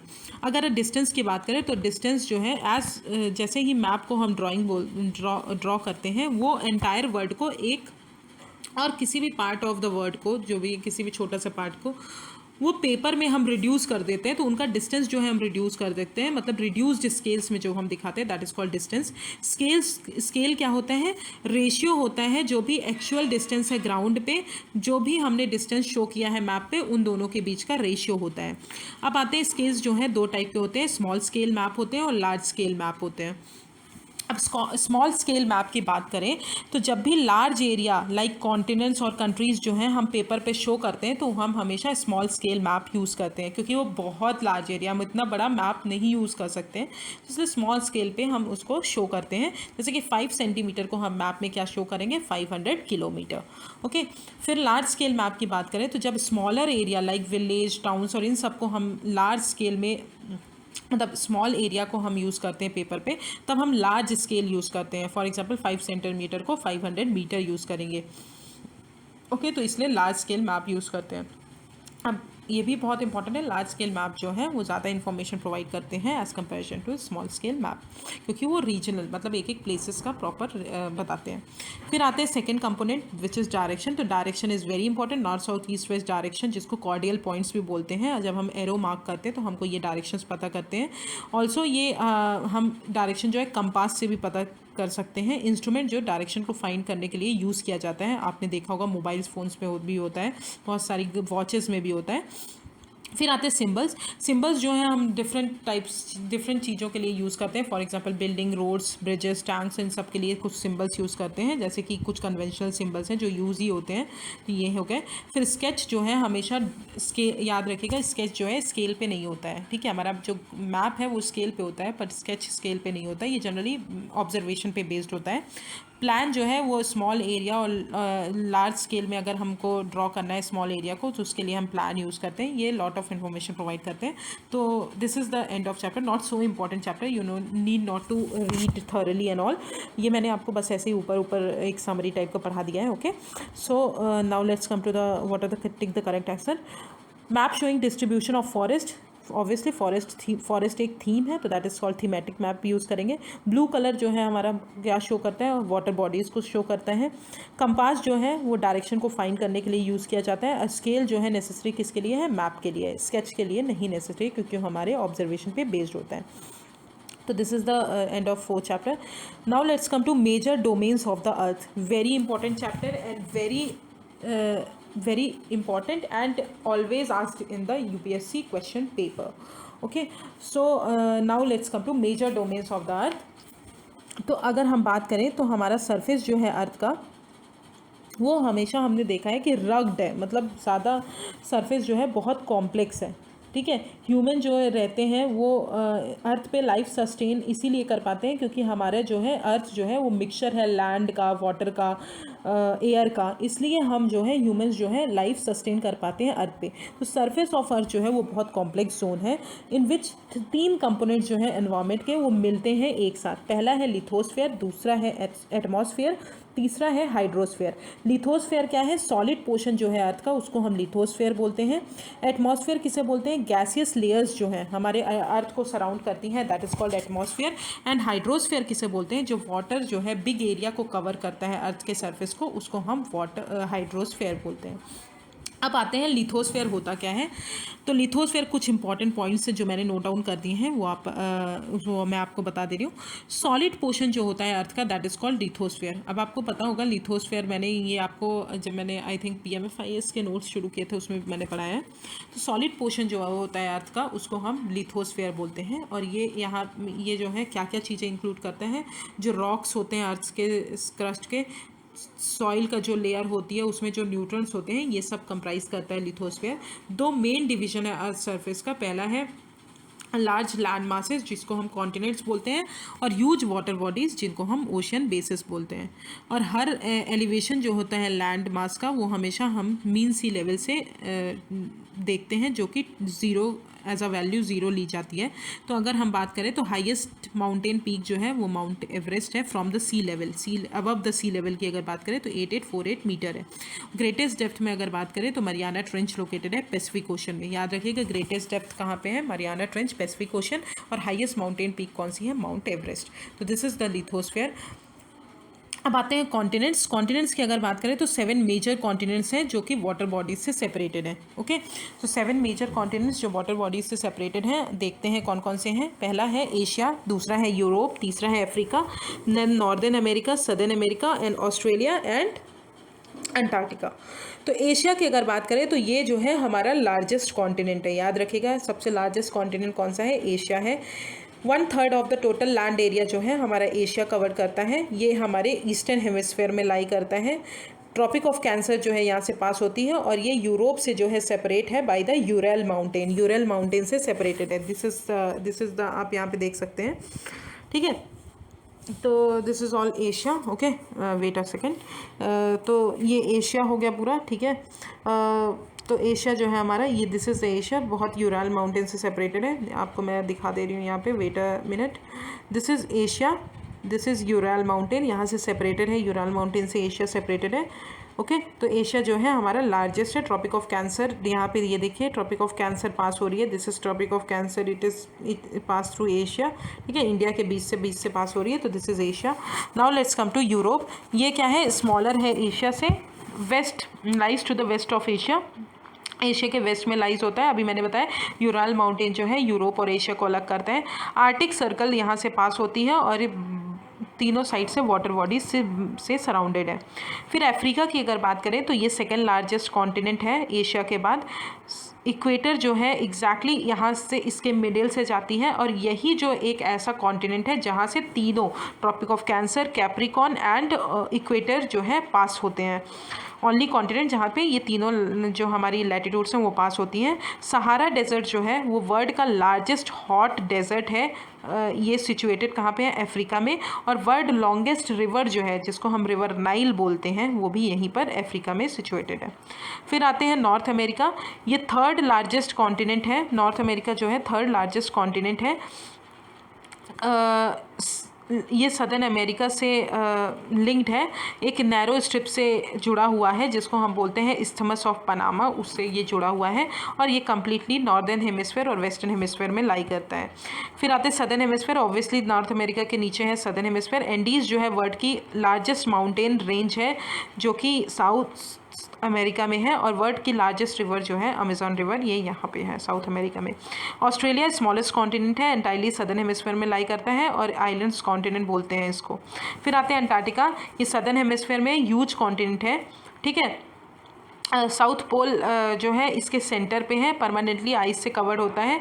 अंटार्कटिका में इंडिया के कुछ रिसर्च स्टेशन है, दक्षिण गंगोत्री, मैत्री एंड भारती। तो यूपी पीसीएस में अभी एक क्वेश्चन पूछा गया था कि कौन सा ऑपरेशनल है अभी हमारे अंटार्कटिका में जो भी वो है। तो मैत्री और भारती जो है हमारे ऑपरेशनल है और दक्षिण गंगोत्री अभी ऑपरेशनल नहीं है, ये वो हो गया है, ठीक है। फिर आते हैं इस्थमस। इस्थमस क्या होता है, नैरो स्ट्रिप्स जो दो लैंड मासेस को ज्वाइन करती है उसको हम इस्थमस बोलते हैं। याद रखिएगा, दो लैंड मासेस को ज्वाइन करती है उसको हम इस्थमस बोलते हैं। और स्ट्रेट क्या बोलते हैं, जो नैरो पैसेज होता है जो दो वाटर बॉडीज़ को कनेक्ट करता है और दो लैंड मासेस को अलग करता है, उसको हम स्ट्रेट बोलते हैं, ओके। दो लार्ज वाटर बॉडीज़ को कनेक्ट करता है और सेपरेट करता है दो लैंड मासेस को, उसको हम स्ट्रेट बोलते हैं, ठीक है। तो यहाँ पे आप देख सकते हैं, फॉर एग्जांपल आपको मैं यहाँ पे बता दें, देखिए यहाँ पे जैसे कि नॉर्थ अमेरिका हमने एशिया और बढ़िया, अफ्रीका जो है हमारा सेकंड लार्जेस्ट है। यहाँ से देखिए ट्रॉपिक ऑफ कैंसर भी 0 डिग्री भी और ट्रॉपिक ऑफ कैप्रिकॉर्न भी पास हो रही है। फिर यहाँ पे नॉर्थ अमेरिका है और this is isthmus of Panama, ठीक है। यहीं से इस्थमस ऑफ पनामा, ये साउथ अमेरिका है। एंडीज़ जो है वो लार्जेस्ट माउंटेन सिस्टम है वर्ल्ड का, ठीक है। एल्स यहाँ पे है यूरोप में। फिर मेडिटेरेनियन सी है यहाँ पे हिमालयस है, ओके। और यहाँ पे रॉकी माउंटेन है और यहाँ पे एटलस माउंटेन यूरोप में है, ओके। तो these are the some important. और यहाँ पे देखिए Australia, this is Australia and यहाँ से हमारी tropic of cancer capricorn pass होती है और ये पूरा सदर्न हेमिस्फीयर में लाई करता है। तो this is the some important continents and all. Now let's come to hydrosphere. तो लिथोस्फीयर आई होप आपको क्लियर हो गया होगा। अब आते हैं हाइड्रोस्फीयर में, ओके। सो अर्थ को हम ब्लू प्लैनेट बोलते हैं। क्यों ब्लू प्लैनेट बोलते हैं, पहले ही मैंने आपको बताया कि 2/3 जो है अर्थ का पोर्शन जो है वो पूरी तरह वाटर से कवर्ड है, इसलिए हम अर्थ को हम ब्लू प्लैनेट बोलते हैं। बिकॉज क्यों बोलते हैं, वाई 71% ऑफ द अर्थ जो है वो वाटर से कवर्ड है और 29% जो है लैंड है अर्थ का। अगर हम हाइड्रोस्फीयर की बात करें तो वो वाटर हर फॉर्म में कंसीडर किया जाता है, जैसे कि रनिंग वाटर हो गया ओशंस में, रिवर्स में, लेक्स में, ग्लेशियर्स में जो आइस हो गया, अंडरग्राउंड वाटर हो गया, वाटर वेपर हो गया, तो ये हाइड्रोस्फीयर सब कुछ कॉन्स्टिट्यूट करते हैं। अब this is the question which was asked in 2021 prelims. तो आप देखिए जैसे कि यहाँ पे देखिए इसमें लिखा है 96 के एनसीईआरटी में more than 97% of the earth water जो है वो हमारा ओशियंस में मिलता है। ओके, और बहुत सॉल्टी होता है, इसलिए ह्यूमन यूज़ के लिए पॉसिबल उतना नहीं है। तो 97% जो है हमारा अर्थ का वाटर जो है हमारे ओशियंस में मिलता है। अदर प्रोपोर्शंस अगर बात करें, रेस्ट ऑफ द वाटर जो है आइस शीट, ग्लेशियर्स और अंडरग्राउंड में मिलते हैं, और स्मॉल परसेंटेज ऑफ वाटर जो है हमारा फ्रेश वाटर है। तो this is the question which asked in 2021 prelims. तो आपको वो पता होना चाहिए, अगर आपने ये अच्छे से पढ़ा होता तो आपको वो क्वेश्चन ज़रूर बन जाता। ओके, तो पूरा जो हमारा वाटर है, अर्थ का वाटर, वो ओशंस में है। बहुत ही कम प्रोपोर्शन में जो वाटर प्रेजेंट है वो फ्रेश वाटर प्रेजेंट है विच इज़ 2.5%, और ओशंस में 97.5% जो है हमारा वाटर है। Now let's come to atmosphere. Atmosphere जो क्या होता है, बहुत सारी गैसेस की लेयर्स जो होती है जो अर्थ के ग्राउंड सरफेस से ऊपर होती है, उसको हम एटमॉस्फेयर बोलते हैं। ये किस हाइट तक जाती है? 1600 किलोमीटर तक जाती है, और ये 5 लेयर्स में डिवाइडेड है। कौन कौन सी 5 लेयर्स है? Troposphere, stratosphere, mesosphere, thermosphere and exosphere. These are the 5 layers जो कि एटमॉस्फेयर डिवाइडेड है। अब इन 5 लेयर्स का कंपोजिशन मैं आपको आगे की आने वाली क्लासेस में पढ़ाऊंगी। ओके, तो इसलिए आपको इतना ज़रूरी नहीं है यहाँ पे, क्योंकि ये क्लास 6 की एनसीईआरटी है, उसी हिसाब से मैं पढ़ाऊंगी। आगे की क्लास में जो भी आएगा तो वो मैं ज़रूर पढ़ाऊंगी। फिर आते हैं कॉन्स्टिट्यूएंट ऑफ एटमॉस्फेयर की अगर बात करें तो नाइट्रोजन जो है हमारा 78% है। मतलब जो गैसेस हैं एटमॉस्फेयर में, वो सबसे ज़्यादा कौन सी गैसेस है? तो नाइट्रोजन जो है हमारी सबसे ज़्यादा है विच इज़ 78%। ऑक्सीजन जो है हमारा उससे कम है 21%। अदर गैसेस जो हैं वो 1% है, CO2, आर्गन और ये सब 1% कॉन्स्टिट्यूट करती हैं। एटमॉस्फेयर जो है वो मेनली ऑक्सीजन और नाइट्रोजन से कंपोज्ड है which makes up 99% of the clean dry air. तो अगर याद करिएगा, अगर आता है कि कॉन्स्टिट्यूएंट ऑफ एटमॉस्फेयर में मतलब सबसे ज़्यादा एटमॉस्फेयर में कौन सी गैस है, तो नाइट्रोजन है। Now let's come to uses की अगर बात करें तो ऑक्सीजन जो है हमारी वो किस लिए यूज़ होती है? ब्रीदिंग प्रॉब्लम्स, ब्रीदिंग के लिए यूज़ किए जाते हैं, सांस लेने के लिए।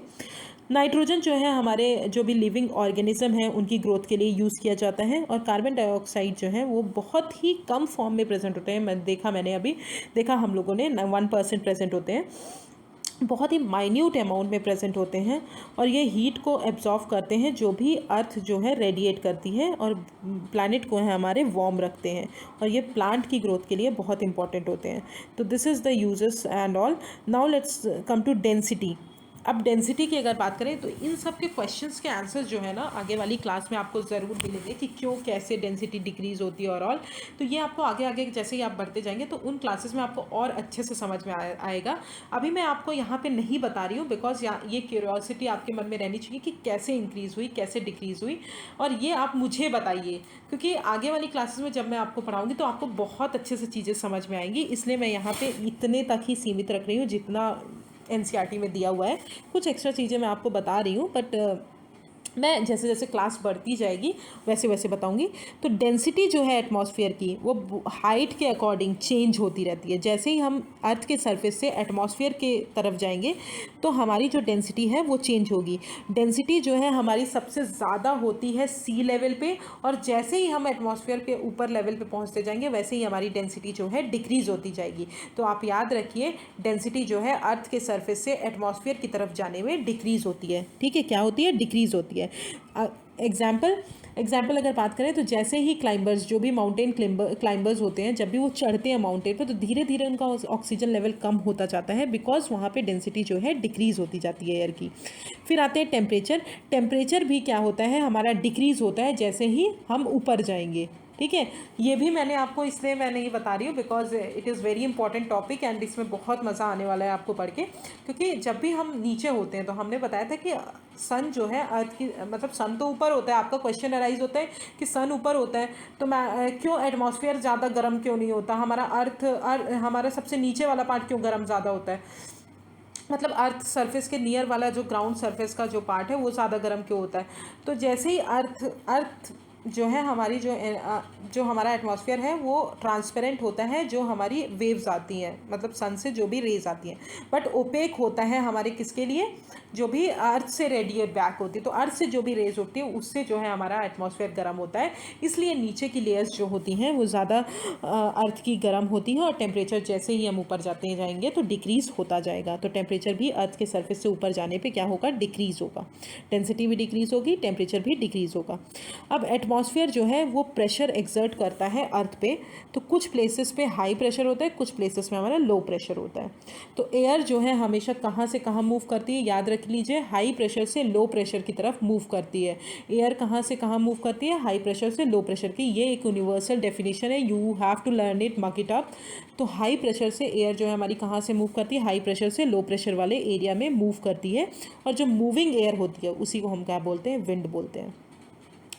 तो differentiate between air and wind, तो एयर जो है हमारी हाई प्रेशर से लो प्रेशर के बीच तरफ मूव करती है, एंड मूविंग एयर को हम क्या बोलते हैं, विंड बोलते हैं। ओके, तो दिस इज़, अगर स्टैटिक एयर है तो उसको हम विंड नहीं बोलेंगे, मूविंग एयर को हम क्या बोलते हैं, विंड बोलते हैं।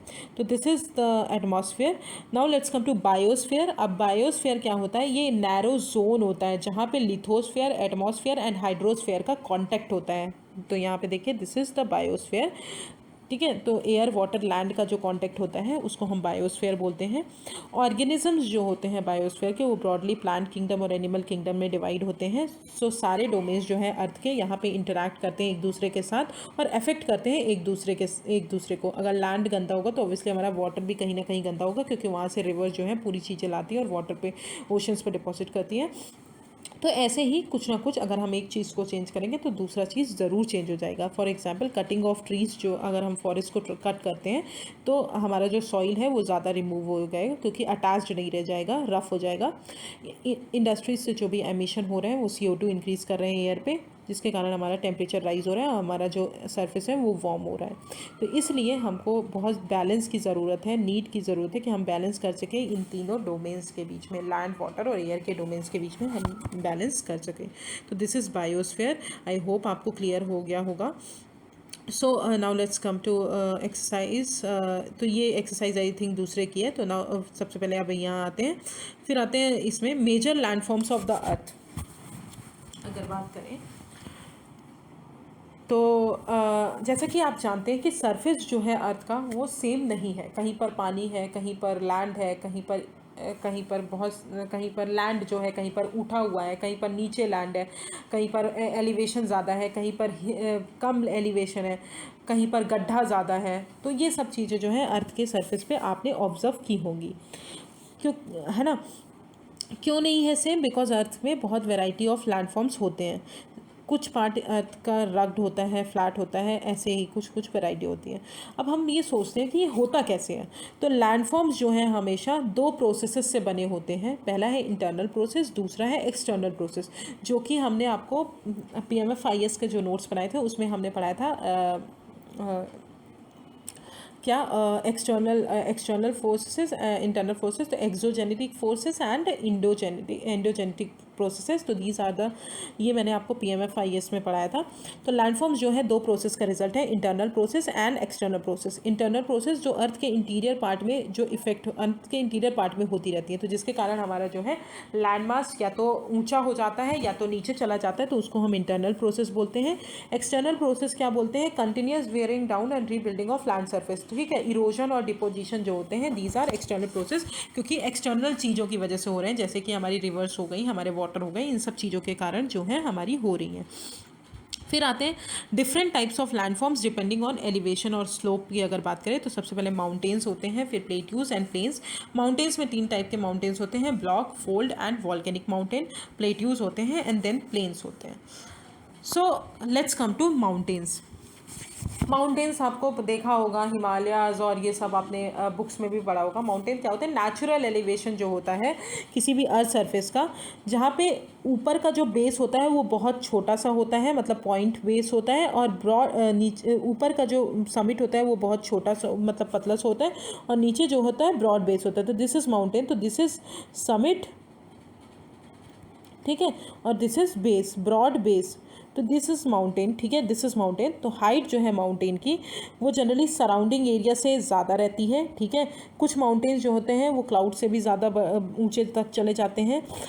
और सम माउंटेन्स जो होते हैं वो परमानेंटली फ्रोजन होते हैं आइस से, उनको हम ग्लेशियर्स बोलते हैं। जैसे कि हिमालयन माउंटेन में अगर ऊपर की चोटी पे चले जाओ तो वो माउंटेन परमानेंटली फ्रोजन होते हैं, इसलिए उनको ग्लेशियर्स बोलते हैं। और कुछ माउंटेन हम देख ही नहीं सकते क्योंकि वो अंडर द सी रहते हैं, सी के अंदर फॉर्म होते हैं, तो वो होते हैं height of the mountain.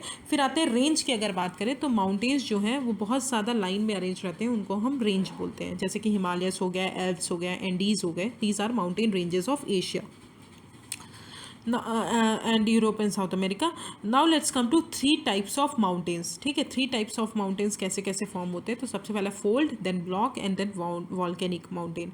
Fold mountains जो फॉर्म होते हैं वो कंप्रेसिव फोर्सेस के कारण होते हैं। कंप्रेसिव मतलब दोनों साइड से जो है कन्वर्ज हो रहा हो, मतलब जब कन्वर्जन फोर्स लग रहा हो दोनों साइड से, तो ये जो है माउंटेन फॉर्म होता है। तो हिमालयस, एल्प्स हो गए, these are the young fold mountains. ये क्या है, फोल्ड माउंटेन्स, फोल्ड हो जाता है, फोल्ड हो जाता है। अरावलीज की बात करें अगर तो ये हमारा ओल्डेस्ट फोल्ड माउंटेन है वर्ल्ड का, याद कर लीजिए। अरावलीज जो है ओल्डेस्ट फोल्ड माउंटेन है वर्ल्ड का। ये जो है धीरे धीरे इरोजन के कारण छोटा होता गया है वर्ल्ड का ओल्डेस्ट फोल्ड माउंटेन कौन सा है, अरावलीज है। फिर एपलेशंस कहाँ पे है, नॉर्थ अमेरिका में। यूरल्स कहाँ है, रशिया में, ये भी ओल्ड फोल्ड माउंटेन्स हैं। फिर आते हैं ब्लॉक माउंटेन। ब्लॉक माउंटेन जो है जब बहुत लार्ज एरिया ब्रोक हो जाए या डिस्प्लेस्ड हो जाए वर्टिकली, मतलब वर्टिकली या तो वो ब्रोकन हो जाए, टूट जाए बीच से, तो एक पार्ट नीचे चला जाए, दो पार्ट ऊपर चले जाए या एक पार्ट ऊपर चला जाए, तो जो भी पार्ट ऊपर जाता है उसको हम क्या बोलते हैं, होस्ट बोलते हैं, और जो पार्ट नीचे जाता है उसको हम ग्रैबन बोलते हैं। ओके, क्या बोलते हैं, ग्रैबन। एग्जाम्पल अगर बात करें तो राइन वैली हो गई और वॉस्चर्स जो हो गई यूरोप में, these are the block examples of block mountain. फिर आते हैं volcanic mountain. Volcanic mountain obviously volcanic activity से फॉर्म होंगे। माउंट किलिमंजारो हो गया और माउंट फुजियामा। माउंट फुजियामा कहाँ पे, जापान में, और माउंट किलिमंजारो अफ्रीका में। These are the volcanic mountain. तो ये याद कर लीजिए, बहुत इंपॉर्टेंट है। अगर क्वेश्चन आता है माउंट किलिमंजारो कौन सा माउंटेन है, तो वॉल्केनिक माउंटेन है और कहाँ पे है, अफ्रीका में। ओके, तो this is the three types of mountain. तो यहाँ ये तो फिजिकल डिवीजन है, ये गलत हो गया है तो उसको मैं आपको सही कर दूंगी, ये वाला पेज और कहीं होना चाहिए। Now let's come to importance of mountain. अब माउंटेन का इम्पॉर्टेंस क्या है, तो ऑब्वियसली इम्पॉर्टेंस क्या है, क्योंकि अभी हमने देखा कि वहाँ से जो है वाटर रिवर्स जो है ओरिजिनेट होती हैं, तो स्टोर हाउस ऑफ वाटर है, सोर्स ऑफ रिवर्स है, ग्लेशियर्स का सोर्स है, रिजर्वायर बनाए जा सकते हैं, पीपल्स को वाटर मिल सकते हैं, इरिगेशन के लिए वाटर यूज़ किया जाता है, इलेक्ट्रिसिटी जनरेट करने के लिए, क्रॉप्स की कल्टीवेशन के लिए आइडियल है, फ्लोरा फौना में रिच होते हैं, शेल्टर ऑफ फॉडर, फ्यूल और ये सब प्रोवाइड करते हैं, और टूरिस्ट और इन सब के लिए भी यूज़ किए जाते हैं। Paragliding, hang gliding, river rafting, ये सब भी के लिए पॉपुलर है। तो these are the importance of mountain. अब अगर अभी मैंने बताया कि अगर बॉटम सी लेवल के अबव से बात की जाए तो हमारा माउंट एवरेस्ट जो है ज़्यादा बड़ा है, बट अगर सी लेवल से ही बात की जाए तो हाईएस्ट माउंटेन कौन सा है, मौना की है, जो कि कहाँ पे सिचुएटेड है, हवाई आइलैंड में है, पैसिफिक ओशन में, वो हायर है, माउंटेन एवरेस्ट से ज़्यादा है। अगर सी लेवल के अबव से बात की जाए तो माउंट एवरेस्ट है हाईएस्ट, और सी लेवल से बात की जाए, फ्रॉम द सी लेवल अगर बात की जाए तो माउंट किया जो है, जो कि हवाई आइलैंड में, वो जो है हमारा हायर माउंटेन है। Now let's come to plateaus. तो प्लेट्यूज क्या होते हैं, प्लेट्यूज जो है वो एलिवेटेड फ्लैट लैंड है। क्या है, एलिवेटेड फ्लैट लैंड है। प्लेट्यूज जो है माउंटेन के टाइप का ही होता है, पर एलिवेटेड मतलब इस टाइप का कुछ होता है, इस टाइप का, ठीक है। तो ज़्यादा माउंटेन क्या होता है, ऐसा होता है माउंटेन, बट प्लेट्यूज क्या होते हैं, ऐसे होते हैं। तो ये एलिवेटेड फ्लैट लैंड है। ये फ्लैट टेबल टॉप्ड लैंड है जो कि सराउंडिंग एरिया से थोड़ा ऊपर रहता है। हाइट जो है प्लेट्यूज की वो वेरी करती है हर जगह से, ठीक है। ये या तो यंग हो सकते हैं या तो ओल्ड हो सकते हैं। जैसे कि डेक्कन प्लेट्यू अगर बात की जाए, one of the oldest plateau है जो कि इंडिया में लोकेटेड है। ओके, तो Deccan plateau one of the oldest plateau है जो कि इंडिया में लोकेटेड है। फिर ईस्ट अफ्रीकन प्लेट्यू की अगर बात की जाए तो ये केन्या, तंजानिया, युगांडा में, इन तीनों ये अफ्रीका में है। वेस्टर्न प्लेट्यू की बात की जाए तो ऑस्ट्रेलिया में है। फिर तिब्बतन प्लेट्यू की अगर बात की जाए तो हाईएस्ट प्लेट्यू है वर्ल्ड का, जिसकी हाइट 4000 से 6000 मीटर है। क्या है, हाईएस्ट प्लेट्यू है वर्ल्ड का। और ओल्डेस्ट कौन सा है, डेक्कन प्लेट्यू, जो कि कहाँ पे है, इंडिया में। फिर आते हैं इंपॉर्टेंस ऑफ प्लेट्यूज। तो ये ऑब्वियसली इंपॉर्टेंस क्या है, ये मिनरल डिपॉजिट में बहुत ज़्यादा रिच होते हैं। ये आप बाद में पढ़ेंगे क्यों ये मिनरल डिपॉजिट में रिच होते हैं, क्योंकि जनरली यहाँ पे जो स्टेबल लैंड होते हैं, ये मोस्ट स्टेबल लैंड होते हैं प्लेट्यूज। तो ये जो है मिनरल डिपॉजिट में रिच होते हैं। African plateau, for example African plateau की अगर बात करें तो गोल्ड और डायमंड में ये रिच है। छोटा नागपुर प्लेट्यू की बात करें तो आयरन, कोल, मैग्नीज में जो है रिच है। बहुत सारे वाटरफॉल्स जो हैं, रिवर फॉल्स जो हैं, यहाँ पे ग्रेट हाइट के होते हैं। फॉर एग्जाम्पल हुंदरू फॉल्स जो है वो छोटा नागपुर प्लेट्यू में है, सुवर्ण रेखा रिवर के ऊपर। ये क्वेश्चन यूपीपीसीएस में अभी जस्ट आया था, जो 4 दिन पहले जो भी यूपीपीसीएस का एग्जाम हुआ था उसमें ये क्वेश्चन आया था। हुंदरू फॉल्स जो है किस रिवर पे है, उसमें आई थिंक नॉट करेक्ट पूछा था और 4 ऑप्शंस दिए थे। तो सुवर्ण रेखा जो रिवर है उस पे है हुंदरू फॉल्स। जॉग फॉल्स कहाँ पे है? कर्नाटका में है। ओके, और ये ऑब्वियसली प्लेट्यूज जो होते हैं ब्लैक सॉइल में रिच होते हैं, इसलिए कल्टिवेशन के लिए भी बहुत ज़्यादा इंपॉर्टेंट होते हैं और ग्रेट अट्रैक्शन है टूरिज्म का। This is the importance of plateaus. तो आपने देख लिया होगा कि एनसीईआरटी का कितना इंपॉर्टेंस है, कितने सारे क्वेश्चंस आते हैं। अगर आपको थोड़ा बहुत भी पता है तो you can solve it very easily. Now let's come to plains. Plains में अगर बात करें तो प्लेन्स क्या होते हैं? जो लार्ज स्ट्रेच एरिया होता है, लार्ज स्ट्रेच एरिया जो होता है फ्लैट लैंड का, this is flat land, this is plains. ठीक है, लार्ज स्ट्रेच एरिया जो होता है फ्लैट लैंड उसको हम बोलते हैं प्लेन्स। हाइट जो होती है वो 200 मीटर से ज़्यादा नहीं होती। ये रिवर से फॉर्म होते हैं और उनकी ट्रिब्यूटरीज से बनते हैं। कैसे बनते हैं? रिवर्स जो हैं माउंटेन को कट करके आती हैं, माउंटेन से जितने भी सेडिमेंट्स लेकर लाती हैं उनको एरोड करती हैं, उस एरोडेड मटेरियल को डिपॉजिट करती हैं वैली में और उस वहीं पर प्लेन्स बन जाते हैं। तो दिस इज ऐसे प्लेन्स बनते हैं। फीचर्स अगर बात कर जाए तो बहुत फर्टाइल होते हैं, ट्रांसपोर्ट नेटवर्क बहुत ईजी होता है और थिकली पॉपुलेटेड होते हैं। लार्जेस्ट प्लेन्स जो है वो रिवर से बना है, found in Asia and north America. Ganga and Brahmaputra जो है इंडिया में है। यांगस्टे कहाँ पे है? चाइना में। इंपॉर्टेंस प्लेन का यूज़फुल है, ह्यूमन हैबिटेशन के लिए यूज़फुल है, पीपल के कंसंट्रेशन के लिए यूज़फुल है, फर्टाइल होता है और कल्टीवेशन और बिल्डिंग हाउसेस के लिए बहुत यूज़फुल होता है। तो this is called mountain plateaus and plains. I hope आपको क्लियर हो गया होगा। Now let's come to the correct answer. The mountain differ from slips in their aspect. किससे डिफर करता है? ऑब्वियसली किससे? एलिवेशन से। ग्लेशियर्स कहाँ पे फाउंड होते हैं? अभी मैंने बताया माउंटेन्स में मिलते हैं। डेक्कन प्लेट्यू कहाँ पे लोकेटेड है? इंडिया में लोकेटेड है। यांगस्टे रिवर कहाँ पे है? चाइना में है। An important range of Europe कौन सी है? एल्प्स है। ठीक है, तो these are the some tick the correct answer. Now let's come to our country India. Our country India की अगर बात करें, कुछ फैक्ट्स हैं, ये फैक्चुअल चैप्टर है तो इसको भी एक बार पढ़ लेते हैं। ठीक है, तो आर कंट्री इंडिया कुछ फैक्ट्स हैं। तो सम फैक्ट्स अगर बात की जाए तो इंडिया का जो बात की जाए तो वास्ट जोग्राफिकल एक्सपेंस है। अगर नॉर्दर्न की तरफ बात करें तो नॉर्थ में हमारा हिमालयास है, अरेबियन वेस्ट में हमारा अरेबियन सी है और ईस्ट में हमारा बे ऑफ बंगाल है और नीचे जो है इंडियन ओशियन है, साउथ में क्या है? इंडियन ओशियन है। अब अगर बात की जाए पेनिनसुला किसे बोलते हैं, तो पेनिनसुला उसे बोलते हैं जो वो लैंड जो 3 साइड से वाटर से सराउंडेड है उसको हम पेनिनसुला बोलते हैं। क्या बोलते हैं? पेनिनसुला बोलते हैं किसको? जो 3 साइड से वाटर से सराउंडेड है। एरिया की अगर बात करें तो 3.28 मिलियन किलोमीटर स्क्वायर है। नॉर्थ साउथ एक्सटेंशन की बात करें, मतलब कश्मीर से कन्याकुमारी तक, तो 3200 किलोमीटर है। एंड ईस्ट वेस्ट एक्सटेंशन की बात करें तो 2900 किलोमीटर है। तो याद कर लीजिएगा, नॉर्थ साउथ एक्सटेंशन जो है वो ज़्यादा है ईस्ट वेस्ट एक्सटेंशन से। सेकेंड मोस्ट पॉपुलस कंट्री है वर्ल्ड में चाइना के बाद। अब लोकेशनल सेटिंग की अगर बात करें तो इंडिया जो है नॉर्दर्न हेमिस्फीयर में लोकेटेड है। याद कर लीजिएगा, इंडिया कहाँ पे लोकेटेड है? नॉर्दर्न हेमिस्फीयर में लोकेटेड है। ट्रॉपिक ऑफ कैंसर ऑलमोस्ट इसको हाफ वे में डिवाइड करती है। साउथ टू नॉर्थ अगर बात करें लैटिट्यूड्स की तो 8 degree 4 minute north to 7 degree 6 minute north latitude. West to east बात करें तो लॉन्गिट्यूड की अगर बात करें तो 68 degree 7 minute east and 97 degree 25 minute east longitude है। अब इंडिया की नेबर बात करें तो 7 कंट्रीज़ जो हैं लैंड बाउंड्रीज शेयर करती हैं इंडिया के साथ। तो यहाँ पे देख सकते हैं जैसे कि Pakistan, Afghanistan, Nepal, Bhutan, China, Bangladesh and Myanmar. तो दीज आर द 7 कंट्रीज़ जो इंडिया के साथ लैंड बाउंड्रीज शेयर करती हैं। और इनका जो है मैप मैं आपको एक्चुअली अलग से पढ़ाऊँगी, जिसमें मैं वो कुछ इंपॉर्टेंट चीज़ें बताऊँगी जो भी मैप से रिलेटेड चीज़ें हैं, तो वो मैं उसमें आपको पढ़ाऊँगी। तो 7 कंट्रीज़ जो हैं ये शेयर करती हैं इंडिया का neighbours. Now let's come to political and administrative division. Countries जो है अभी 28 स्टेट एंड 8 यूटीज़ में है और दिल्ली जो है इसका कैपिटल है। स्टेट्स जो हैं वो किस बेसिस पे फॉर्म हुए हैं? हमारे लैंग्वेजेस बेसिस पे फॉर्म हुए हैं। अब आते हैं फिजिकल डिवीजन। फिजिकल डिवीजन की अगर बात करें तो सबसे पहले हिमालयस आता है। सबसे नॉर्थ में हमारा क्या आता है, हिमालयस आते हैं, जिसको अबोर्ड ऑफ स्नो भी बोला जाता है। इसके 3 मेन पैरेलल रेंजेस हैं। पहला है ग्रेट हिमालयस, जिसको हिमाद्री बोलते हैं, तो हाईएस्ट पीक यहीं पर लोकेटेड है।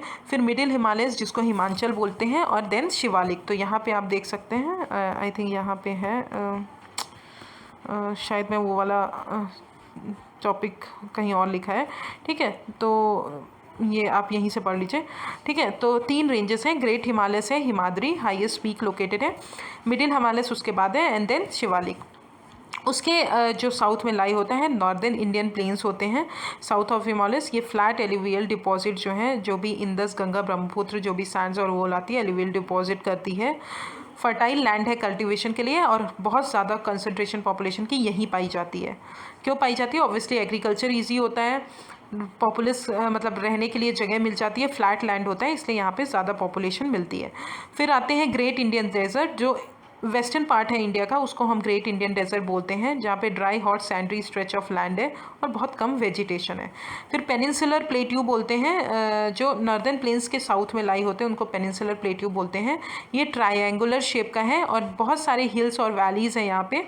अरावलीज जो है ये ओल्डेस्ट रेंज है वर्ल्ड की, एंड विंध्यास एंड सतपुरा जो है वहाँ से नर्मदा और तापी फ्लो होती हैं, जो कि वेस्ट फ्लोइंग रिवर्स है। नर्मदा एंड तापी क्या है? वेस्ट फ्लोइंग रिवर्स है। ये भी क्वेश्चन पूछा गया है, जो कि विंध्यास और सतपुरास में लाई करती है। फिर आते हैं वेस्टर्न घाट्स। वेस्टर्न घाट्स क्या है? शयाद्री। वेस्टर्न घाट्स को क्या बोलते हैं हम? शयाद्री भी बोलते हैं। ये वेस्ट को बॉर्डर करती हैं, और ईस्टर्न घाट्स जो है ईस्टर्न बाउंड्री बनाती हैं। वेस्टर्न घाट्स कंटिन्यूस होती हैं, और ईस्टर्न घाट्स हमारे ब्रोकन और अनइवन होते हैं, ठीक है। तो this is the western Ghats, यहाँ पे देखिए, दिस इज वेस्टर्न घाट्स जिसको शयाद्री बोलते हैं। This is the eastern Ghat. Western Ghats जो है हमारे वो कंटिन्यूस है, ईस्टर्न घाट्स जो है हमारे कटे हुए हैं, बिकॉज ऑफ रिवर डेल्टास बनाती है, इसलिए वहाँ पे बीच बीच में अनइवन है। फिर आते हैं कोस्टल प्लेन की अगर बात करें। वेस्ट जो है वेस्टर्न घाट का वो नैरो है, और ईस्ट जो है ईस्टर्न घाट्स का वो ब्रॉडर है, ठीक है। ईस्ट जो है ईस्टर्न घाट्स का वो ब्रॉडर है, वेस्ट जो है वेस्टर्न घाट्स का वो नैरो, याद कर लीजिएगा। ईस्ट फ्लोइंग रिवर्स जो है वो कौन कौन सी है? महानदी, गोदावरी, कृष्णा, कावेरी हो गई, और ये डेल्टा फॉर्म करती हैं एट देयर माउथ। और सुंदरबन जो है वर्ल्ड का लार्जेस्ट डेल्टा है, जो कि कहाँ पे गंगा और ब्रह्मपुत्र रिवर से बनता है। फिर आते हैं आइलैंड्स। तो 2 ग्रुप ऑफ आइलैंड्स हैं इंडिया में, Lakshadweep and Arabian, Andaman and Nicobar. तो लक्षद्वीप कहाँ पे? अरेबियन सी में। अंडमान एंड निकोबार कहाँ पे? बे ऑफ बंगाल में है। लक्षद्वीप क्या है? ये कोरल आइलैंड है, जो कि केरला कोस्ट पे लोकेटेड है, ठीक है। तो this is the end of our country division and all. Now let's come to India climate, vegetation and wild life. तो सबसे पहले आपको ये पता होना चाहिए कि हमारी क्लाइमेट और वेजिटेशन, मतलब क्लाइमेट और वेदर में डिफरेंस क्या होता है, ठीक है। तो वेदर क्या होता है? जो डे टू डे चेंजेस होते हैं हमारे एटमॉस्फेयर में, उसको हम वेदर बोलते हैं। मतलब ये शॉर्ट टर्म एक टर्म है, शॉर्ट पीरियड के लिए यूज़ किया जाता है वेदर। क्लाइमेट जो है एक लॉन्ग टर्म टर्म है, लॉन्ग टर्म टर्म है, जो कि जनरली एक एज अ प्लेस में आप अगर जाएंगे तो वहाँ का क्लाइमेट कैसा है वो आपको पता चलेगा, ठीक है। तो क्लाइमेट क्या है? लॉन्ग टर्म पैटर्न जो है वेदर का वो बताता है, और वेदर क्या है? डे टू डे चेंजेस बताते हैं। तो this is the difference between weather and climate, जो कि बहुत सारे बच्चों को नहीं पता होना चाहिए। तो आज के बाद आपको ये ज़रूर पता होना चाहिए वेदर और क्लाइमेट में डिफरेंस क्या होता है। फिर आते हैं मेजर सीजन्स ऑफ इंडिया। तो अब वेदर और क्लाइमेट जो है ये बहुत सारे सीजन्स बनाते हैं, ठीक है। बहुत सारे सीजन्स चेंज होते हैं, जिसके कारण ये बनता है कि किस कहाँ का क्या वेदर है।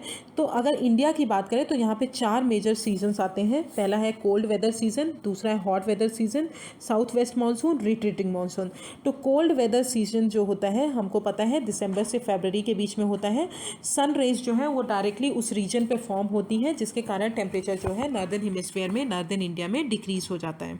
फिर हॉट वेदर सीजन की अगर बात करें तो यहाँ पे सन रेज जो है जनरली डायरेक्टली फॉल होती हैं इस रीजन पे, इसलिए यहाँ पे टेम्परेचर बहुत ज़्यादा होता है। मार्च से मई के बीच में हमारा टेम्परेचर बहुत ज़्यादा होता है, और इसी टाइम पे क्या होता है? हॉट और ड्राई विंड्स जो है, लू जिसको लू बोलते हैं, इसी टाइम पे ये ब्लो होती हैं। फिर साउथ वेस्ट मानसून हमारा कब कब होता है, जून से सितंबर के बीच में हमारा बहुत सारा पानी गिरता है और वो सब। तो onset and advance of monsoon, ये विंड कहाँ से ब्लो करती है साउथ वेस्ट मानसून में, सी से लैंड की तरफ वो आती हैं। सी से कौन कौन से सी से, Arabian sea, bay of Bengal से हमारे लैंड की तरफ आती हैं और ये मॉइस्चर अपने साथ लाती है, इसलिए हमारे यहाँ बारिश बहुत ज़्यादा होती है। मैं अभी आपको शॉर्ट में इसलिए बता रही हूँ, प्लीज़ आप इसको बिल्कुल मत समझिएगा कि मैम ने बहुत शॉर्ट में बताया, क्योंकि आगे चैप्टर में आने वाले में आपके कॉन्सेप्ट बिल्डअप होंगे, इसलिए मैं धीरे धीरे पढ़ा रही हूँ। ये नहीं कि आपको मैं यहाँ पे बहुत सारी चीज़ें स्किप कर रही हूँ तो मैं आपको वो नहीं समझाऊंगी, वो मैं आपको और अच्छे से समझाऊंगी। मैं ये यहाँ पे इसलिए धीरे धीरे समझा रही हूँ क्योंकि आपका छोटे छोटे टॉपिक पे बिल्डअप हो धीरे धीरे जो भी कॉन्सेप्ट है। बिकॉज क्योंकि अभी देखिए इन्हीं से हमको पता चल गया, 3-4 क्वेश्चन अभी आए हैं पिछले पेपर्स में। तो ऐसे ऐसे आप अगर पढ़ेंगे तो आपको ज़्यादा पढ़ेगा। और ऑब्वियसली जब 7 की एनसीईआरटी पढ़ाऊंगे तो 6 की एनसीईआरटी में जो भी कुछ टॉपिक्स हैं, जो भी रिलेटेड टॉपिक्स हैं, उनको मैं रिपीट करवाती जाऊँगी। ठीक है, तो साउथ वेस्ट मानसून आपको पता चल गया। फिर सीजन ऑफ रिट्रीटिंग मानसून और ऑटम जिसे बोलते हैं, विंड्स जो है ये कहाँ से, मेन लैंड से फिर से बे ऑफ बंगाल की तरफ आती है और इस टाइम पे सिर्फ एक रीजन में जो है बारिश होती है इंडिया के, which is Tamil Nadu and Andhra Pradesh जो है वही रेनफॉल रिसीव करते हैं। अब आते हैं क्लाइमेट ऑफ इंडिया की अगर बात करें तो क्लाइमेट ऑफ इंडिया जो है ब्रॉडली क्या है, मानसूनल टाइप है। ठीक है, मानसून जो है वो वर्ड किससे डिटरमाइन है, मौसम विच मीन्स सीजन। और किसी भी मतलब इंडिया का किसी भी प्लेस का जो क्लाइमेट है वो 4-5 चीज़ों से अफेक्ट होता है। पहला है लोकेशन, दूसरा है एल्टीट्यूड, तीसरा है distance from the sea and चौथा है रिलीफ। लोकेशन से कैसे कि आपका लोकेशन किस लैटिट्यूड पे बेस्ड है, किस लैटिट्यूड पे सिचुएटेड है। ठीक है, किस एल्टीट्यूड पे है, मतलब अगर ऊपर है तो ऑब्वियसली टेम्परेचर हमारा क्या होगा, कम होगा, नीचे है तो टेम्परेचर ज़्यादा होगा। डिस्टेंस कितना है सी से, अगर हम सी के पास हैं तो वहाँ पे हमारे ठंडक होगी, अगर सी से हम बहुत दूर हैं, अंदर हैं, तो वहाँ पे हमारी ठंडक नहीं होगी, वहाँ पे टेम्परेचर जो है एक्सट्रीम्स होंगे। रिलीफ जो है ऑब्वियसली माउंटेन और ये सब, और इन सब पे ये डिपेंड करता है। अब एक्सपीरियंस अगर बात की जाए तो अगर क्लाइमेट की अगर बात की जाए तो ये रीजनल बेसिस पे भी चेंज होते हैं। जैसे कि फॉर एग्जांपल अगर बात की जाए तो जैसलमेर और बीकानेर जो कि राजस्थान में है, वो हमारे क्या है, इंडिया में ही है, वो हमारे क्या है, हॉट है, क्योंकि वहाँ पे बहुत ज़्यादा गर्मी पड़ती है। द्रास और कारगिल की बात करें जम्मू एंड कश्मीर में, वो हमारा कोल्ड है। कोस्टल प्लेन्स की अगर बात करें तो मुंबई और कोलकाता मॉडरेट क्लाइमेट है। और मौसिन राम जो है मेघालय का, वो वर्ल्ड में हाईएस्ट रेनफॉल रिसीव करता है। याद रखिए, मौसिन राम जो है मेघालय का, वो वर्ल्ड की हाईएस्ट रेनफॉल रिसीव करते हैं। ठीक है, तो this is the climate of India. अब कुछ कुछ उसमें नेचुरल वेजिटेशन वगैरह दिए हैं, तो नेचुरल वेजिटेशन वो होता है जो जनरली बिना ह्यूमन इंटरफेरेंस के ग्रो होते हैं, तो उसको हम नेचुरल वेजिटेशन बोलते हैं। अगर कोई पूछे आपसे कि नेचुरल वेजिटेशन किसे बोलते हैं, तो बिना ह्यूमन इंटरफेरेंस के जो भी प्लांट्स और लीव्स और जो भी चीज़ें ग्रो होती हैं उसको हम नेचुरल वेजिटेशन बोलते हैं। फॉरेस्ट नेसेसरी क्यों है, ऑब्वियसली हमारे ब्रीथिंग के लिए, हमारे कार्बन डाइऑक्साइड को मेंटेन करने के लिए, मेडिसिनल के लिए यूज़ किया जाता है बहुत। ठीक है, इन सब चीज़ों के लिए। वाइल्ड लाइफ की अगर बात करें तो वाइल्ड लाइफ भी बहुत इंपॉर्टेंट होते हैं, और एंड देन स्नेक्स और ये सब दिया हुआ है, तो it is not much important, इसलिए मैंने ये आपको इंक्लूड नहीं किया है इसमें। तो जो भी इंपॉर्टेंट था मैंने इंक्लूड कर दिया है। अब now let's solve this. The world highest rainfall occurs in obviously Mawsynram, कहाँ पे है, इंडिया में, मेघालय में। वाइल्ड गोट्स और स्नो लेपर्ड कहाँ फाउंड होते हैं, स्नो से ही आपको पता होगा कि हिमालयस रीजन में स्नो होता है, इसलिए हिमालयन रीजन में फाउंड होते हैं। साउथ वेस्ट मानसून टाइम पे मॉइस्चर लेडन विंड्स जो होती हैं वो किधर से किधर मूव करती हैं, सी से लैंड की तरफ मूव करती हैं। और रिट्रीटिंग मानसून में कहाँ से, लैंड से सी की तरफ मूव करती हैं। तो this is the end of 6th chapter. अगर आपको कोई भी प्रॉब्लम हो, कोई भी अगर मेरे पढ़ाने में कोई कमी हो तो आप ज़रूर मुझे रिकमेंड करिए, I will improve that. And please tell me, अगर आपको ऐसे ही नोट्स टाइप के, अगर इसी टाइप के नोट्स में पढ़ाना है तो आप मुझे ये भी बता दीजिए, या फिर आपको प्रॉपर एनसीईआरटी से पढ़ना है, देन मैं उससे पढ़ाऊँगी आपको। Thank you so much. अगर ज़रूर देखिए, बिकॉज वेरी इंपॉर्टेंट है, अभी तो बहुत ज़्यादा इंपॉर्टेंट हो गया है एनसीईआरटी। आई होप आपका बेसिक पूरी तरह क्लियर हो गया होगा 6 की एनसीईआरटी से। अब आपसे कोई भी कुछ भी क्वेश्चन पूछे, then you must answer it very thoroughly. And all the best for your जो भी अपकमिंग एग्ज़ाम्स आ रहे हैं उनके लिए भी। बट आप इसको आप एक ऐसा बना लीजिए कि आपको 1 घंटे NCERT का जो भी आ रहा है, जो भी बेसिस जो भी टॉपिक्स आ रहे हैं, आपको वो पढ़ना ज़रूरी है। तो 6 की NCERT हमने कंप्लीट कर ली है ज्योग्राफी की। मैं कल या परसों तक मैं आपको 7th की NCERT पढ़ाऊँगी। ओके, सो इसको भी रिवाइज़ कर लीजिए एंड 7th की NCERT आप पढ़ के आइए। And thank you so much. अगर आपको कोई भी प्रॉब्लम हो देन प्लीज़ आप मुझे टेलीग्राम चैनल में वो भेजिए, और अपने फ्रेंड्स लोगों को भी बोलिए कि वो भी हमारे जो चैनल है उसको सब्सक्राइब करें, क्योंकि उसमें बहुत ज़्यादा अब कुछ इम्पॉर्टेंट मैं आपको पढ़ाने वाली हूँ। तो इसलिए thank you so much and best of luck.